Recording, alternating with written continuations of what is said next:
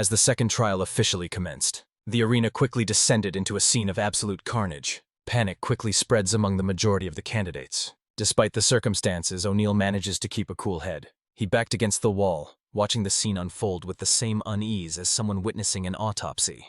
But then the situation took an even more shocking turn. Given his reputation as the strongest, everyone fully expected Nyung Wugong to make quick work of Yoon Si-hil. Wugong unleashed a relentless barrage of slashes, yet Yoon Si-hil managed to skillfully maneuver out of harm's way. This was possible because he had already mastered the intricacies of Wugong's patterns. He began his investigation by meticulously examining the remains Wugong had left in his wake. Yoon Si-hil was intentionally goading him, clearly looking for a reaction. This pressured Wugong to lunge forward, seeking to end the fight with a final blow. He focused his strikes specifically on the head and heart. In that specific opening sequence, Onizuka ducks out of the way and drives his short sword into... Recalling his grandfather's lessons, he targeted the specific weak point in the neck. The conversation then shifted toward the subject of his grandfather. The story begins with the protagonist narrating the circumstances of his situation. An elderly man discovered him, left all alone in the freezing snow. They decided on a fitting name for him, Bu Yun-sol. Deciding to take him in, the elderly man eventually stepped into the role of his grandfather. The elderly man is an undertaker who mentored Bu Yun-sol, teaching him every detail and responsibility the profession requires. Yoon Si-hil applied himself with great passion, earning the elder's praise as a true natural talent, and for a time, life was peaceful and prosperous for both him and his grandfather. Everything changed one evening, just as they were settling in to sleep. Suddenly, the old man sensed a dark and unsettling presence in the air. Eventually, the young man finally woke up. He proposed they compete in their usual game of playing dead to see who could give the more convincing performance. His grandfather promised to reward him with the clothes and sword he'd always wanted, provided he could survive the game until sunrise. Thrilled by the offer, Onseol immediately accepted the challenge. He slipped into the small closet that served as his usual hiding spot. His grandfather insisted that he stay put until the following morning. After shutting the closet door, the old man turned away. Unsheathing his blade, the man stepped outside to confront the enemy waiting in the shadows. As it turns out, the two of them were already acquainted with one another. The enemy identifies the elderly man, addressing him as Bujan Yang. He was widely recognized by the title of the Seven-Branched Demonic Blade. His opponent berated him, mocking Jiang Yang for trading his authority as the demonic palace's vice master for a lowly existence in the forest. He unleashed his fury upon Jiang Yang, but the man managed to deflect the opening strike. He explained that he had chosen the life of an undertaker not to become a lowlife, but to truly atone for his past sins. Jun Young expressed his willingness to accept his fate, though he suggested relocating their battle to ensure that no innocent bystanders were caught in the crossfire. He accepted the arrangement but warned Yang to abandon any thoughts of escaping. Moments later, unable to remain hidden any longer, Yun Shul was forced to emerge from the closet. Despite his longing for the promised gifts, the freezing temperatures were more than he could endure. Scanning his surroundings, In-Sol was visibly taken aback by what he saw. He was surprised to find his grandfather missing, which was a strange departure from the old man's usual routine. Upon stepping outside, he discovered what looked like significant damage to the earth. It was at this moment that he finally realized something wasn't quite right. Driven by panic, he sprints deep into the woods. To his deep distress, he finally comes across his grandfather. He was clinging to the last threads of his life. John Young sat propped against a tree, severely maimed and missing both his arms and his eyes. Unshul hurried over to his grandfather, his mind racing with a flurry of questions. Tearfully, he asked his dying grandfather to explain what had occurred. Left with no other choice, the man offered a sincere apology as the elder informed Onsul that his life was coming to an end. However, she pleads with him to reconsider and step away from his life as an undertaker. Furthermore, he urges Onsul to abandon his pursuit of vengeance, though Onsul clearly struggles to accept this request. He voiced his fierce defiance, unable to forgive those responsible for what happened to Yanyang. Unsol makes it clear to Jian Yang that the only way he will abandon his quest for revenge is if they both perish together.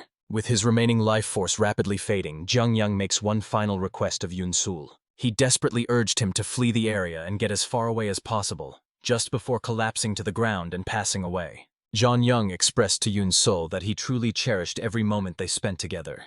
Onso looked on in helpless horror as his grandfather finally drew his last breath. His blood began to pool, rapidly spreading across the entire area. He eventually arrived back at the house, finally bringing Jiang Yang's body with him. Fueled by hatred and a thirst for revenge, Onshul informs the old man that he has no intention of listening to him this time. He inspected the body, applying the knowledge he had acquired from the old man before his passing. He quickly realized that both of his arms had been lost at once. He successfully analyzed the timing of the strike used to take down the old man, reconstructing every detail, including the exact moment Jianyang lost his arms. Onsol could visualize the entire scene with perfect clarity. Connecting the dots, he realized there was only one faction capable of executing such a calculated move. Recognizing this as the demonic faction, Unsil identifies the move used as the Tianzu yoga technique. Upon inspecting John Young's back, Yunseo realized that a concealed weapon had been lodged there. A technique capable of firing multiple projectiles simultaneously was utilized during the assault. He also noticed that Jun Young was firmly under his thumb.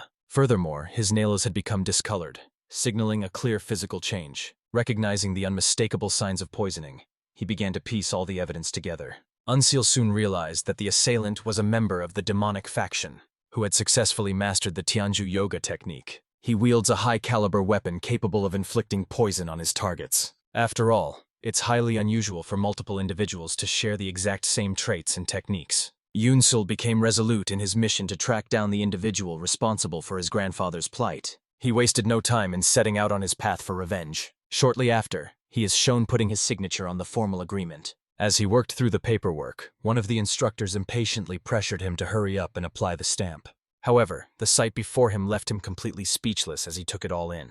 Pears pressed his thumb onto the document to finalize the stamp. After signing the documents with his own blood, Yoon Seole remains fully committed to the path of vengeance he has walked since his grandfather's passing.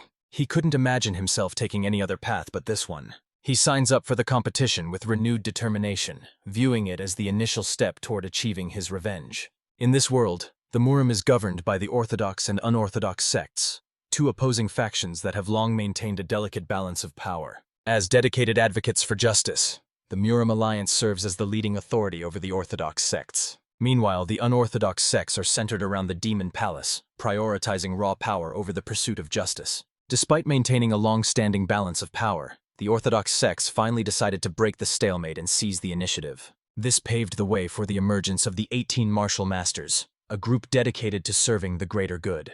Sensing the growing threat, the Demon Palace took steps to bolster its own power as well. To achieve their goal, the unorthodox sect devised a plan to establish the 10 Demon Masters, selecting 10 gifted youths to be trained in the ways of demonic martial arts. To keep things interesting, the participants cast aside their former lives and allegiances once they enter the competition. Due to this specific clause, a multitude of young men set out for the Demon Palace, including our protagonist, Anshul. He stood amidst a crowd of other youngsters his own age. Auncio could clearly sense the hostile aura emanating from them. He soon deduces that one of these individuals is likely connected to his grandfather's killer. He had to proceed with caution, as his target was an individual of high proficiency. Unsel understood that reaching the rank of martial master was his only way to stand a chance against them.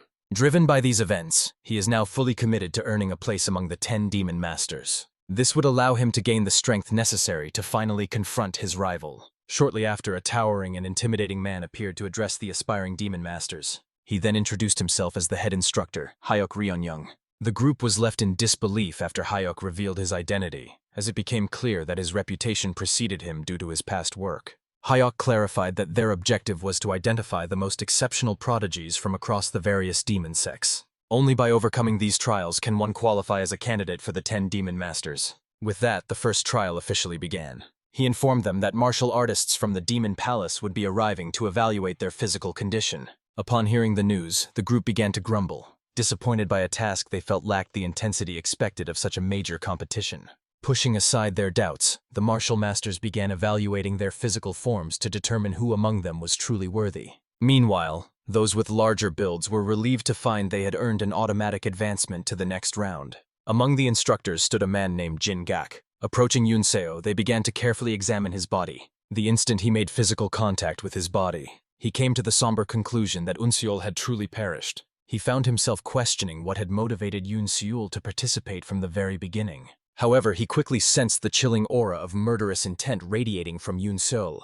Jingak realized that allowing Yoon Seol to advance to the next stage would lead to a total disaster. Consequently, he blocks his path, a reaction that Yoon Seol had already anticipated. He was fully aware that without a proper physical body, he had no hope of passing. He had spent his entire life doing nothing but tending to the dead. Yoon Seol, however, remains certain that they haven't reached the conclusion just yet. Shortly after, the instructor announced that the first trial had officially come to an end. One of the young men loses his temper, loudly protesting the unfairness of their methods. He questioned the necessity of the competition, given that they only seemed interested in raw physical ability. Hyuk responded by telling the boy that he was completely uninformed. Hyuk explained that the most critical elements of mastering martial arts are the strength and condition of one's muscles and bones. Hyuk mocked the man for failing to meet their most basic standards despite their inclusive policy. While the recruit argued that everyone was supposed to be given a fair chance, Hyuk reassured him that there was no need for concern, as the second trial was fast approaching. He intends to recruit those who can master martial arts despite their fragile physical conditions. Without hesitation, Hyuk announces that they have successfully reached the second trial. Unexpectedly, the second trial forced the participants to battle one another in order to survive, continuing until only a single survivor remains. Most of the boys were caught off guard by the instructions they had just received. The high-strung youth wastes no time refocusing his efforts, as he is now tasked with taking a life. He has already zeroed in on his intended targets. As it turns out, the target in question is Unsale. Without a moment's hesitation, he reached out and seized a spear. He sent it curling directly toward Unsol. Driven by a lethal resolve, the spear was thrust with overwhelming force directly toward Unsol. Ultimately, it turns out he wasn't the intended target after all. The spear impaled the man in red standing beside him, who was revealed to be the attacker's rival. The man in red let out a cry of agony as he collapsed to the ground, coughing up blood before ultimately passing away. Blood splattered across Unsil's face as he watched the man collapse into a pool of his own blood, unable to believe he was staring at a body that had just been fatally struck by a spear. With a single glance, Unsol deciphered the details of the kill, noting that the spear had pierced the heart while perfectly avoiding the ribs, a clear testament to Wuncheng's precision and agility. With one victory already under his belt, Wuncheng began to boast about his success. Observing from his position, Hyuk notes Wuncheng's ability to make quick decisions, but he's disappointed by his lack of common sense and dismisses the entire group as a bunch of fools. Jingak agreed, realizing that openly displaying his power in such a volatile environment would only invite unwanted attention. Regardless, he felt this would force the other competitors to take the situation seriously and recognize the true danger they were facing. Chaos erupted without warning, turning the entire arena into a scene of total carnage. Unfamiliar with the sight of death, the younger boys quickly began to panic. Hyuk and Jinguk suddenly noticed that one of the boys was carrying himself with an unusual amount of composure. Even with his back against the wall, he remained completely unfazed by the chaos unfolding before him. He also noticed Anseal remaining remarkably calm despite the surrounding turmoil. This realization caused him to reconsider his earlier dismissal of them as nothing but fools. O'Neill maintains his composure, firmly believing that the situation remains under his control. They are merely fools who have lost their sense of self to the overwhelming fear of death. With the goal being to survive until the end, staying alive became far more important than securing kills. Unchill realizes that his survival depends on his ability to think logically and act with cold calculation. Kneeling beside the fallen figures, Unsol inspected the bodies to determine exactly how they had perished. Amidst the fighting, a combatant armed with a long-range weapon spotted Unsol and realized he had remained completely uninvolved in the surrounding chaos. Elsewhere, Onseol focused his attention on the bodies, analyzing the wounds to determine the specific techniques used to kill them. The man observing him is visibly irritated. He then launched his weapon directly toward Unsol. The weapon narrowly missed Unsol's head, instead striking and shattering the box strapped to his back. Mocking Unseel's status as a monk, the man questioned the true nature of the box he was carrying. Inside the box, he discovered the birthday gifts his grandfather had given him. Ultimately, destroying the box only served to further provoke his anger. A short sword is revealed inside, but the assailant remains convinced that Unseel lacks the skill to actually stand his ground. He ridiculed the man for his small sword, but while he was preoccupied with his own business, he failed to notice the situation shifting.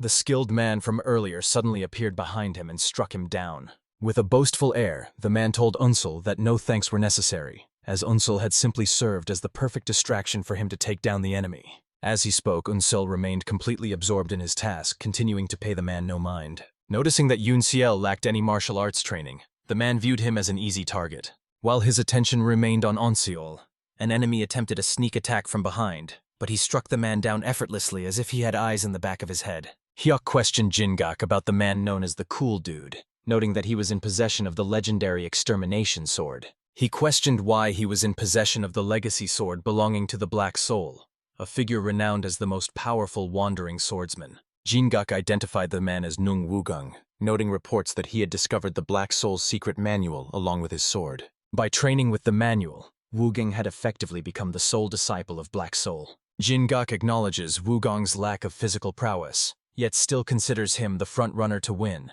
as no other candidate appears capable of outmatching him. Jingok, however, remains cautious, believing that unexpected variables could still alter the course of events. Once the surrounding commotion finally subsides, ultimately Wugang and Yunseol were the only candidates left standing. Wugong expressed his disbelief, stunned that Yunseol had successfully managed to reach the end. Wugang brags that killing Yunseol will qualify him as a candidate for the 10 Demon Masters, leaving him impatient to finish the job. Yunseol was well aware that he was stepping up against the most formidable fighter in the arena. Maintaining his signature cold expression, he showed no fear now that he had finally uncovered his opponent's weakness. Yunseol readies his short sword, fueled by the firm belief that he can actually win this battle. Wugang decided to amuse himself by toying with Yunseol for a moment. He unleashed a rapid succession of sword strikes, but Yunseol managed to evade every slash, leaving him completely unharmed. Hyuk and Jingak observed the unfolding events from a distance. Despite the appearance that Yunseol is being overwhelmed, they are still more than capable of turning the tide. It was clear that Yunseol managed to twist his body just enough during each strike to avoid any life-threatening injuries. Jingak suddenly realizes that Yunseol has mastered Wu Gang's fighting style by carefully studying the corpses he left behind. Jingak was thoroughly impressed by the keen powers of observation Yunseol displayed. Yunseol attempts to bait Wugong by mockingly dismissing his sword skills as subpar. Despite his efforts, his strikes have only resulted in superficial cuts that failed to deal any significant harm. Jingak realizes that Yunseol is baiting Wugong, yet he remains concerned that they won't be able to land the final blow needed to end the encounter. Yunseol's strategy proved effective, allowing their plan to unfold exactly as intended. Consumed by rage, Wu Gun charges after his opponent, intent on finishing him off once and for all. Wu Gang immediately closed the gap, dashing toward Yunseol. Yunseol realizes that he only has one shot left to succeed. He soon managed to determine his next course of action. He gained this knowledge through the various corpses he had already examined. He observed that Wu Gang's finishing blows were instinctively aimed at his opponent's vital points. Targeting the heart and head specifically, he had already devised a strategic plan in preparation. Just as Wugong's blade was about to strike, Yonsei suddenly dropped into a deep bow. He successfully maneuvered out of the way, narrowly evading the incoming strike. This left Wugong completely vulnerable to Yunseol's incoming strike. He recalled his grandfather's lesson about a specific spot on the neck that served as a universal weakness for most martial artists. With the right amount of precision and force applied to an acupoint, even a child could take down a seasoned martial artist. Yunseol targeted this exact opening, and Wugang unknowingly left himself vulnerable to the short sword's strike. Before Wugong can even react, Yunseol's short sword slices into his neck, leaving him bleeding out profusely from the fatal strike. Ultimately, Wugong's body collapsed, crashing heavily onto the ground. Ultimately, Yunseol was the only one to emerge from the battle alive. Both Jingak and Hyuk are caught off guard, realizing this is the exact variable Jingak had previously mentioned. Hyuk was disappointed by Wugong's defeat at the hands of Yunseol, as he had expected much more from someone utilizing the Black Soul Sword arts. Despite the circumstances, Hyuk found himself with no other choice but to proceed. Claire Unseal was officially declared the winner of the second trial. Yunseol unexpectedly found himself standing within a vast empty void. He spotted his grandfather standing some distance away. Filled with excitement, he hurried over to his grandfather. His brief moment of happiness quickly vanished as his grandfather turned toward him. He stumbled around blindly while his grandfather frantically informed him that he had lost his sight. Unseal was immediately struck by the harsh weight of reality. Yunseol suddenly jolts back to consciousness, only to realize he is now aboard a ship. He understood that blood loss had caused him to black out, but upon regaining consciousness, he noticed something quite unexpected. Despite knowing his injuries from the battle should have been fatal, the complete absence of pain led him to realize that a high-level physician from the demonic palace must have treated him. Observing the disciplined men aboard the ship, he realized they were likely the survivors of the first trial. A short while later, the latch above them swung open, revealing Jingak. He instructed them to disembark, announcing that they had finally reached their destination. This leads them to the next trial location, known as Hell Island. Jingak barked orders at the candidates, commanding them to follow as he led the way forward. He leads the group to a series of caves that will serve as their new living quarters, instructing them to discard their old gear and emerge only after changing into the provided clothing and weapons. They were given the freedom to select the cave they felt would suit them best. Before long, Yunseol identified what seemed like the perfect place for him to stay. Meanwhile, two men are bickering over who gets to claim a specific spot. Both parties adamantly asserted their claim, each insisting that they were the rightful owner. A third party soon intervenes, urging the group to stop fighting over the cave since plenty of other prime locations are available. Inwardly, Yunseol mocks the candidates, noting their complete ignorance of the second trial and their dangerously lowered defenses. Observing their high-end attire, Yoon realized that these individuals likely belonged to prestigious clans. Yoon eventually realized that the second trial was actually a method to identify and eliminate those they deemed expendable. As he stood there evaluating his surroundings, Jin-gak approached from behind and questioned why he had yet to select a cave. He had been notably sluggish since the very beginning of the ordeal. Having taken an interest in Unsil since the previous trial, Jin-gak waits to see which cave will be chosen. He pressed him to make a choice without delay. Yoon then gestured toward a cave featuring a notably small entrance. Mud also spilled from the cave, prompting one of the candidates to mock him for his poor performance. He claimed a cavern that was well suited to his status. Jin-gak, however, was thoroughly impressed, viewing Unsil as a total genius for the decision he had made. Although the entrance appeared cramped, the cave's interior was spacious enough for training, with the narrow opening serving as a natural defense that discouraged most people from entering.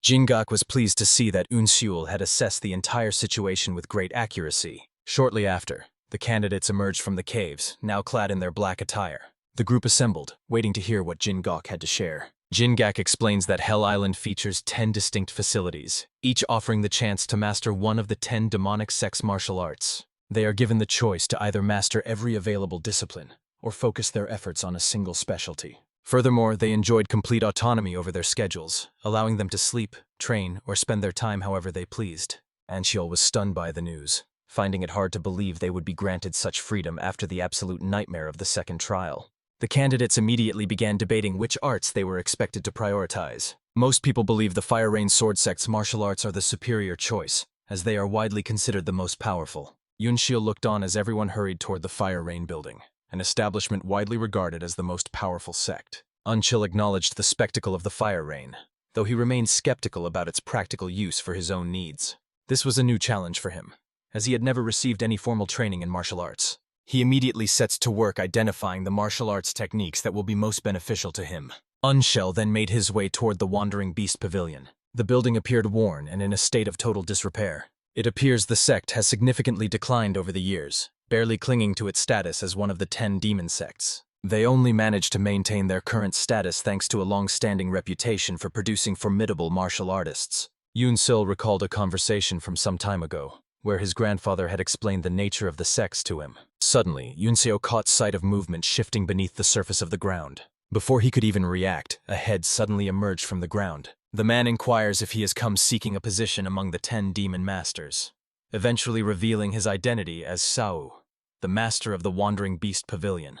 Yoon finally managed to steady himself and regain his composure. He informed Sao that he had arrived with the intention of mastering the martial arts of the Wandering Beast Pavilion. Sao stole a quick glance at Unsil, noting just how fragile his body appeared. After evaluating the situation, he dismissed Yoon, refusing to teach him martial arts and warning that the boy's fragile body likely wouldn't survive the grueling training. Yoon pleads his case, claiming that mastering the martial arts of the Wandering Beast Pavilion would allow him to survive any ordeal, leaving Sao stunned that the boy even knows of a style that is nearly extinct. Sao warned Yoon that their martial arts were exceptionally difficult to master, even for those considered geniuses. He explained that the training begins with body modification, noting that, in his estimation, Yoon wouldn't survive even a single day of the grueling process. He advised Yoon that it would be best for him to depart. In a surprising display of quick thinking, Yoon suddenly lowered himself into a bow before Sahu. He expressed his sincere gratitude to the man for agreeing to instruct him in their martial arts. Convinced that he was dealing with a madman, Sao felt he had no choice but to finally accept the role of Yoon master. Sao made it clear to Yoon that he was only providing instruction because the Demon Palace had ordered him to do so. Sao finally emerged from beneath the ground, stepping back onto the surface. He instructed Yoon to begin addressing him as Master Sa. Yoon begins to introduce himself, but Sao quickly cuts him off. She informed him that his current status was nothing more than trainee number 1. Wasting no time, Sao suggests they begin their training, raising his hand to form a peculiar gesture. Without warning, a powerful wave crashed into Yoon.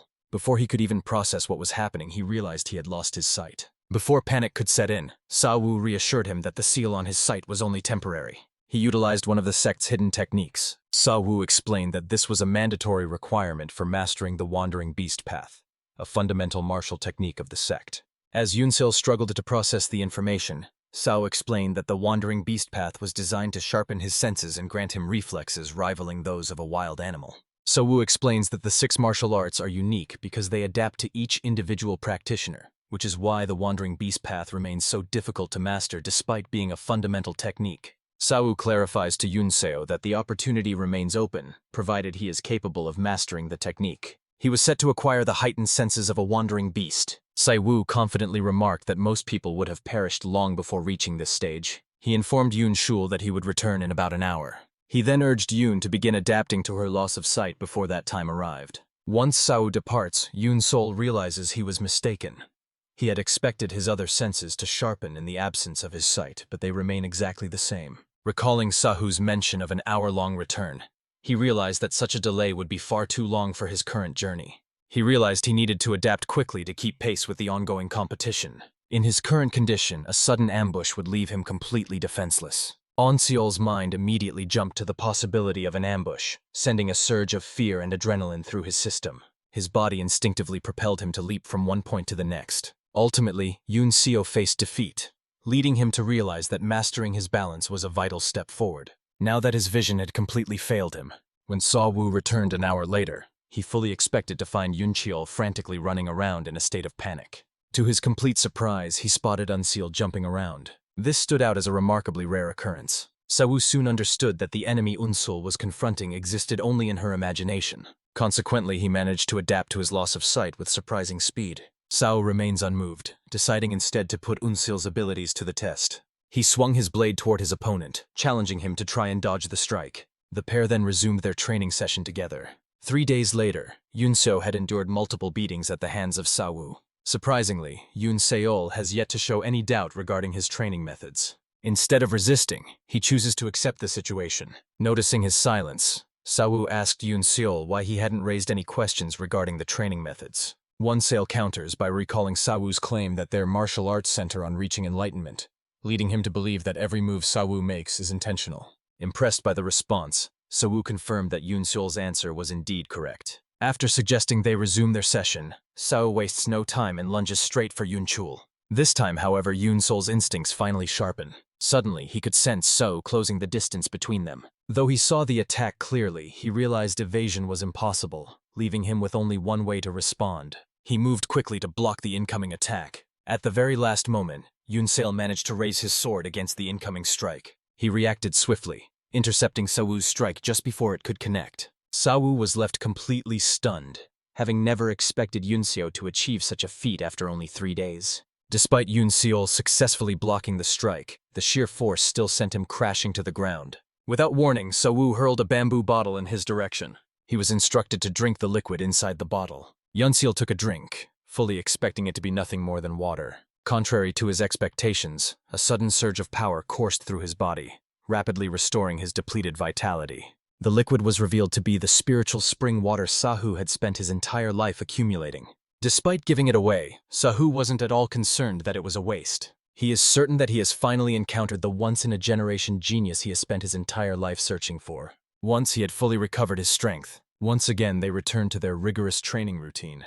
They lunged at one another, clashing with relentless intensity. After several minutes of trading strikes with one another, without warning, Sahu brought his assault to an abrupt halt. He burst into laughter, having finally found exactly what he had been searching for this entire time. Suddenly, Seo discovers that his sight has been restored, and he begins to speak with genuine sincerity. Sahu pressed him to abandon his pursuit of becoming one of the 10 demon masters, offering him a place as an official disciple in his own sect instead. Sahu guaranteed that if he accepted the offer, he would be elevated to the rank of the demonic faction's top 10 strongest martial masters within a decade. Hearing the proposal, Seo felt a strong temptation to accept, as he sensed Seo Wu was being genuine. However, he soon recalled that the man responsible for his grandfather's death was a highly proficient warrior. Ultimately, Onseol felt that mastering the Wandering Beast Pavilion's martial arts alone would not be enough to satisfy him. Onseol respectfully declined the offer, explaining to Seo that his true goal was to become a demon master. Seo advised him to abandon the idea of mastering the 10 demonic sex martial arts, noting that even the Grand Heavenly Demon Emperor couldn't learn them despite his immense talent for creating techniques. Seo Wu explains that every martial art corresponds to a specific physique and energy type, while Unseol notes that even the most gifted can only master a few styles, making specialization the fastest way to reach the top of the demonic faction. Despite the constant lectures, Ansel remained completely unmoved in his decision. Left with no other options, Seo was forced to retreat. Setting aside his disappointment, he informs Onseol that he will be teaching him a different martial art instead. Yunseo was stunned by this revelation, as he had only grasped the fundamentals of the Wandering Beast sect.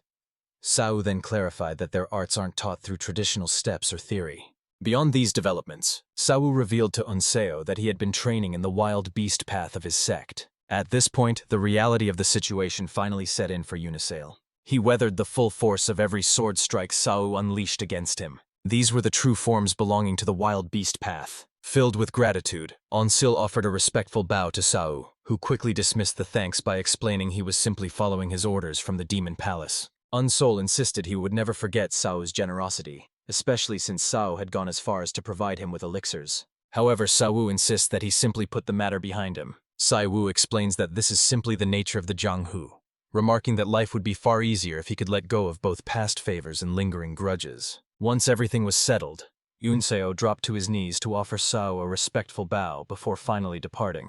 Seo watched him walk away, her shock gradually giving way to a sense of profound respect. He found himself questioning the true origin of such a rare find.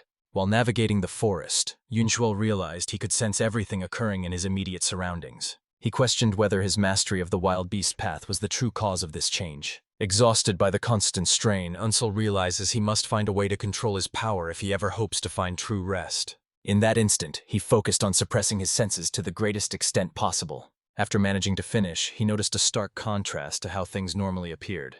He also retained his characteristically sharp senses. Yunsil then consulted his map to determine where he should head next for his training. He suddenly realizes their training session is on a strict clock, forcing him to pick up the pace. After weighing his options carefully, he realizes that his next destination must be 7 centuries ago. He was the founder of the demonic sect, and the only warrior capable of rivaling the great heavenly demon emperor. As the founder of the Fire Rain Sword sect, Hansuel realizes that with time running out, his only remaining option is to seek out the strongest of the 10 demonic sects. He soon reached the building. He noted that this location was significantly more exclusive than the Wandering Beast Pavilion's martial hall. He approached the entrance and gave the door a firm knock. Wondering who could be visiting, the instructor, Jin Gak, stepped forward to open the door. He was caught off guard when he opened the door and found Unseal standing right there. Onseo offered a respectful bow, explaining his intent to learn the Fire Rain Sword sect's martial arts, only to be stunned by the revelation that Jin Gak was actually a master of that very sect. Jin Gak instructed Unseol to follow his lead. He explained that the earlier candidates had already cleared the elementary trial and progressed to the intermediate stage, noting that the challenge is divided into 3 distinct levels: elementary, intermediate, and advanced. Jin Gak questioned why it took him 2 weeks to arrive at the Fire Rain sect, prompting Yunseol to explain that he had been busy training at the Wandering Beast Pavilion. When Jin Gak casually asks if he has learned the Wild Beast Path, Yunseol's confirmation leaves him stunned, as he finds it hard to believe such a complex technique could be mastered in just 2 weeks. Even for a known genius. He suspects that Seo only dismissed him because he had become too difficult to manage. Upon reaching the training hall, Jin Gak's demeanor shifted as he introduced himself to Unseol, revealing that he was the official in charge of the beginner trial. Jin Gak questioned Yunseo's resolve to learn the Fire Rain sword art, suggesting it might be better for him to seek training at a different martial arts hall instead. While Yunseol appreciated Jin Gak's concern, he made it clear that his focus remained on the sword arts of the Fire Rain sword sect. Faced with this reality, Jin Gak slammed his foot firmly against the ground. A training manual materializes beside him, as Jin Gak explains to Unseol that it contains the introductory and practical methods for the Fire Rain's 13 forms. He encouraged him to study the manual and focus on his personal training. Onseol was left bewildered, as the large note contained only cryptic strokes with no indication of how he should proceed. Stunned by the revelation, Jin Gak felt compelled to ask Yunseol if he was capable of reading a sword manual. Yunseol then delivered a more startling response, informing him that he was actually incapable of doing so. Leading up to the competition, he hadn't spent a single moment learning the art of swordsmanship. The revelation sent a chill through Jin Gak, leaving him utterly speechless. Jin Gak finds himself asking for clarification once more, and Yunseol confirms that he indeed has no prior experience with martial arts. Far from being disappointed, Jin Gak was actually impressed by everything Unseol had accomplished so far. He realized that with the right guidance, he had the potential to become truly extraordinary. Jin Gak questioned whether Yoon Se-hil could still interpret the techniques without being able to see or follow the physical sword steps, a fact which Se-hil quickly confirmed. Yun-sol began reading the manual, noting the specific instructions that needed to be followed before practicing any of the techniques. Yoon-sol's clumsy attempts to follow the guide leave Jin-gok in disbelief, as he realizes he must now teach the boy basic coordination in a place meant for selecting one of the 10 demon masters. Jin-gak approached Eun-seol to correct his posture, instructing him on how to relax his muscles and release the tension in his core. Yoon-seol straightened his posture as Jin prepared to make his move. Gak was genuinely impressed that Yoon-seol understood the situation so easily, sparing him any further trouble. With Yoon-soo's posture finally corrected, Jin-gak wastes no time in beginning his instruction on the Fire Rain 13 forms. Handing him a sword, he began demonstrating the precise body adjustments and movements required for proper form. Everything seemed to be following the same familiar routine. Yoon-seol successfully mimics everything Jin-gak shows her with complete precision. Jin-gak looked on, clearly impressed by what he was witnessing. He was forced to come to terms with the fact that Yoon-seol possessed undeniable talent. Following their training sessions, Jin-gak instructs Eun-seol to visualize an opponent and execute the Fire Rain 13 forms, though the young man is initially perplexed by the concept of fighting an imaginary foe. Jin-gak clarified that this test was a requirement for advancing to the intermediate hall, intended to evaluate the sword intent behind his basic movements. Upon hearing this, Yoon-seol realized his long-awaited opportunity to prove himself had finally arrived. He had to act fast, as the opportunity had presented itself much sooner than expected. Predictably, the enemy he envisions is the very man responsible for his grandfather's death. O'Neill drew his blade and prepared to unleash an attack. He unleashed the first of 13 Fire Rain forms, striking with calculated precision and immense fury. Jin-gak stood in awe as he witnessed the fluid precision of Yoon-seol's sword techniques. Yoon-seo maintained his momentum, steadily progressing through the sequence of the 13 forms. Before long, Jin-gak realized that a modification had been made to the 13 forms of Fire Rain. This sword technique is typically characterized by its fluid grace and lively energy. However, Yoon-seo's application of the technique is exceptionally sharp. Jin-guk watched in disbelief, knowing that only a grandmaster should possess the skill to alter a sword technique's fundamental movements. Jin-gak sensed a chilling, murderous intent within the sword techniques, as if he were facing an opponent driven by a deep-seated personal grudge. Jin-gak struggled to accept that the Fire Rain sect's orthodox sword techniques were being modified so effortlessly, leading him to conclude that Eun-seol's upbringing must have been far from ordinary. Before long, Yoon-seol realized that he was already modifying the 13 forms of the Fire Rain sect. He began to suspect that the wild beast path was the true cause of his current situation.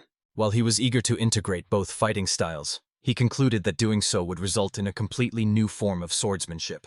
This was distinct from the 13 forms of the Fire Rain technique. Realizing his next move, he quickly transitioned back to the 13 forms of natural Fire Rain. This time, he appeared even more menacing than he had during their previous encounter. He visualized his opponent standing directly before him. Unable to contain it any longer, he began to release the full extent of his pent-up rage. Watching in astonishment, Jin-gak found himself forced to acknowledge Yoon-seol's extraordinary speed. Closing the distance to his target, Yoon-seo finds himself completely immersed in the gravity of the moment. He moved with such precision that it seemed as though he were facing a genuine opponent. He realized that letting his target escape was simply not an option. Seeing no other way, he opted to unleash all his remaining techniques at once. Eun-seol unleashed the full extent of his fury in a single, overwhelming moment. He unleashed a flurry of lethal strikes to ensure his opponent was finally defeated. However, the way he carried this out ultimately took a toll on him as well. This threw him off balance, causing his grip on the sword to slip.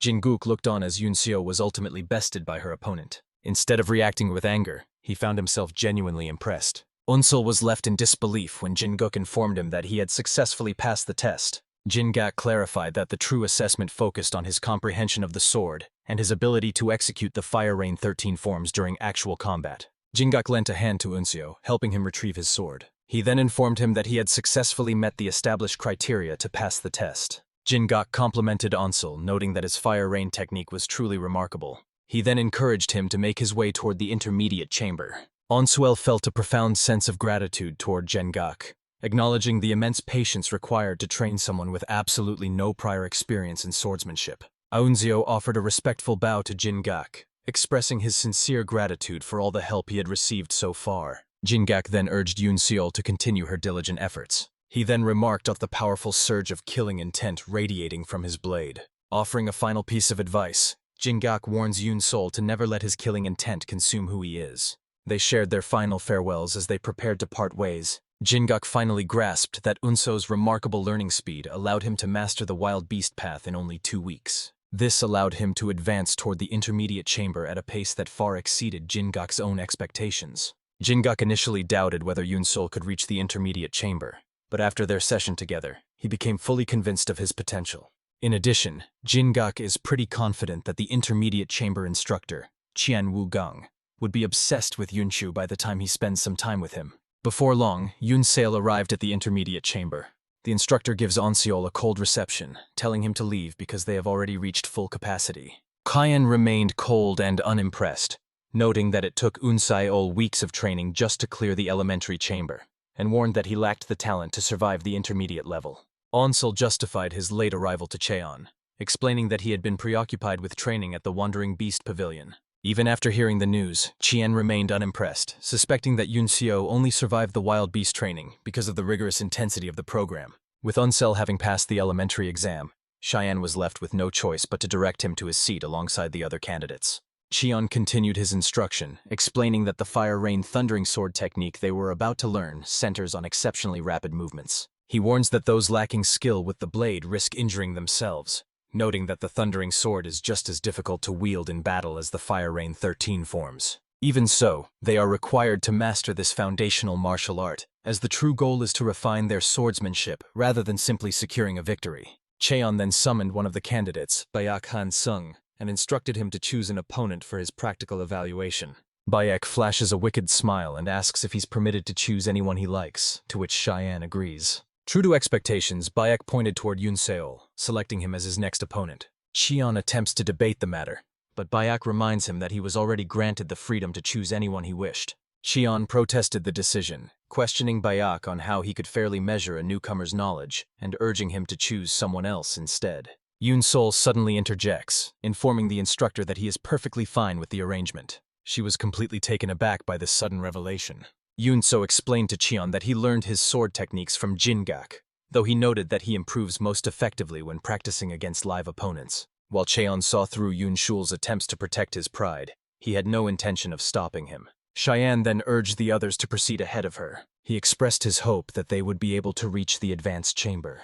Bayak, however, felt incredibly fortunate to have found a rookie he could torment at will, even plotting to kill Unseo to showcase his prowess to the rest of the class. The pair equipped their wooden swords, preparing themselves for the upcoming duel. Bayak acknowledged Yoon-seol's actions, commending him for the bravery he had shown. He was cautioned that surviving the Muram would require far more than mere bravery. Without a moment's delay, Bayosi charged directly toward Unseo. Yoon-seo, however, effortlessly evaded the strike. Bayuk was certainly impressed, but he remained skeptical that Yoon-seo could sustain this level of performance. He intensified his pressure, forcing Cheyenne to block the next strike with his blade instead of dodging. Judging by the way their swords collided, Bayot could tell that Cheon was clearly a beginner. The realization that he finally had an owner only added to his growing sense of happiness. Bayot continued to enjoy his time spent with Cheon. He even went as far as to unleash the Thundering Sword technique. Yoon-seo remains composed, skillfully evading every attack Bayak throws his way. Cheyenne could clearly sense the frustration that was beginning to take hold. He deduced that Bayuk might actually lack any real proficiency with a sword.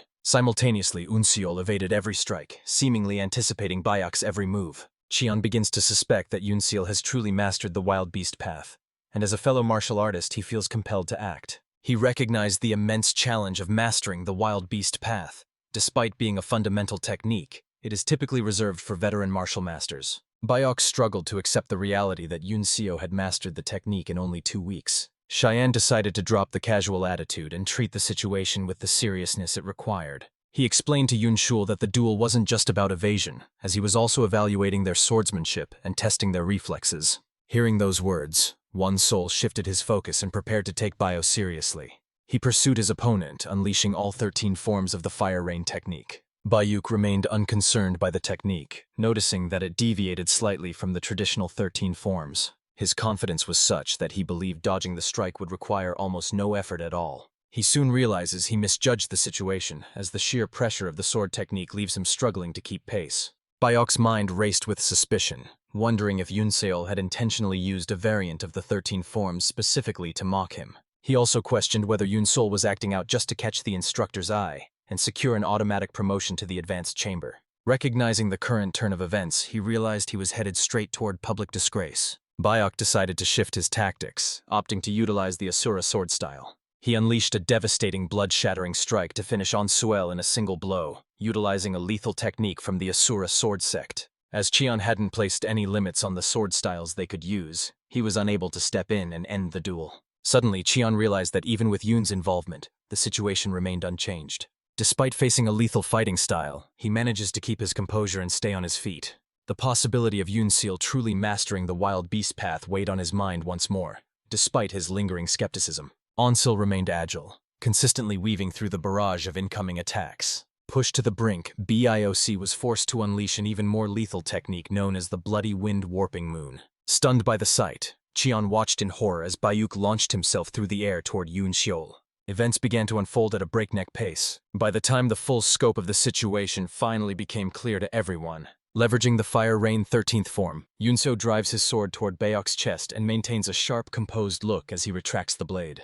Bayok coughed up blood before collapsing heavily onto the ground. It appeared that Unseal's strike had been fatal. Shock and horror filled the room as everyone struggled to process the grim reality before them. They were forced to confront the sobering possibility that Bayuk might actually be dead. Onsil stepped away, heading off to return the training sword. Cheyenne stood over Bayok's body, carefully verifying that the life had truly left him. The strike landed squarely on a highly vulnerable area. Cheyenne turned to Wuun and inquired if he had always been a disciple of the Wandering Knight Pavilion, though he revealed that was not the case. Cheyenne felt compelled to ask if he had truly mastered the wild beast path in a mere 2 weeks. But Wuun clarified that he had only managed to grasp the fundamentals. Cheon let out a disgusted smirk, finding it hard to believe that the impressive display he just witnessed could be considered basic. He teased Wuun by questioning if he had ever been properly trained. And though Wuun tried to justify himself, Cheyenne cut him short and ordered him to clean up the mess. Discontent quickly spread among the candidates, who condemned Yoon for taking a life during a routine spar and fully expected him to face the consequences. She promptly clarified their misunderstanding, while he warned that despite its name, they shouldn't mistake this for a standard martial chamber. Reminding them they were on Hell Island, he cautioned that if they used techniques meant to kill, they should expect the same lethal force to be turned against them. With a clear objective in mind, Xian resumes the training session, and the candidates begin their sparring matches. Xian dismissed those defeated during the sparring session, informing them that they had officially failed the trial. He informed them that their time with the Fire Rain sect had officially ended, granting them the freedom to seek out a new martial hall that would take them in. Despite the failed candidates' pleas for another opportunity, Cheyenne remained firm, making it clear that no second chances would be granted.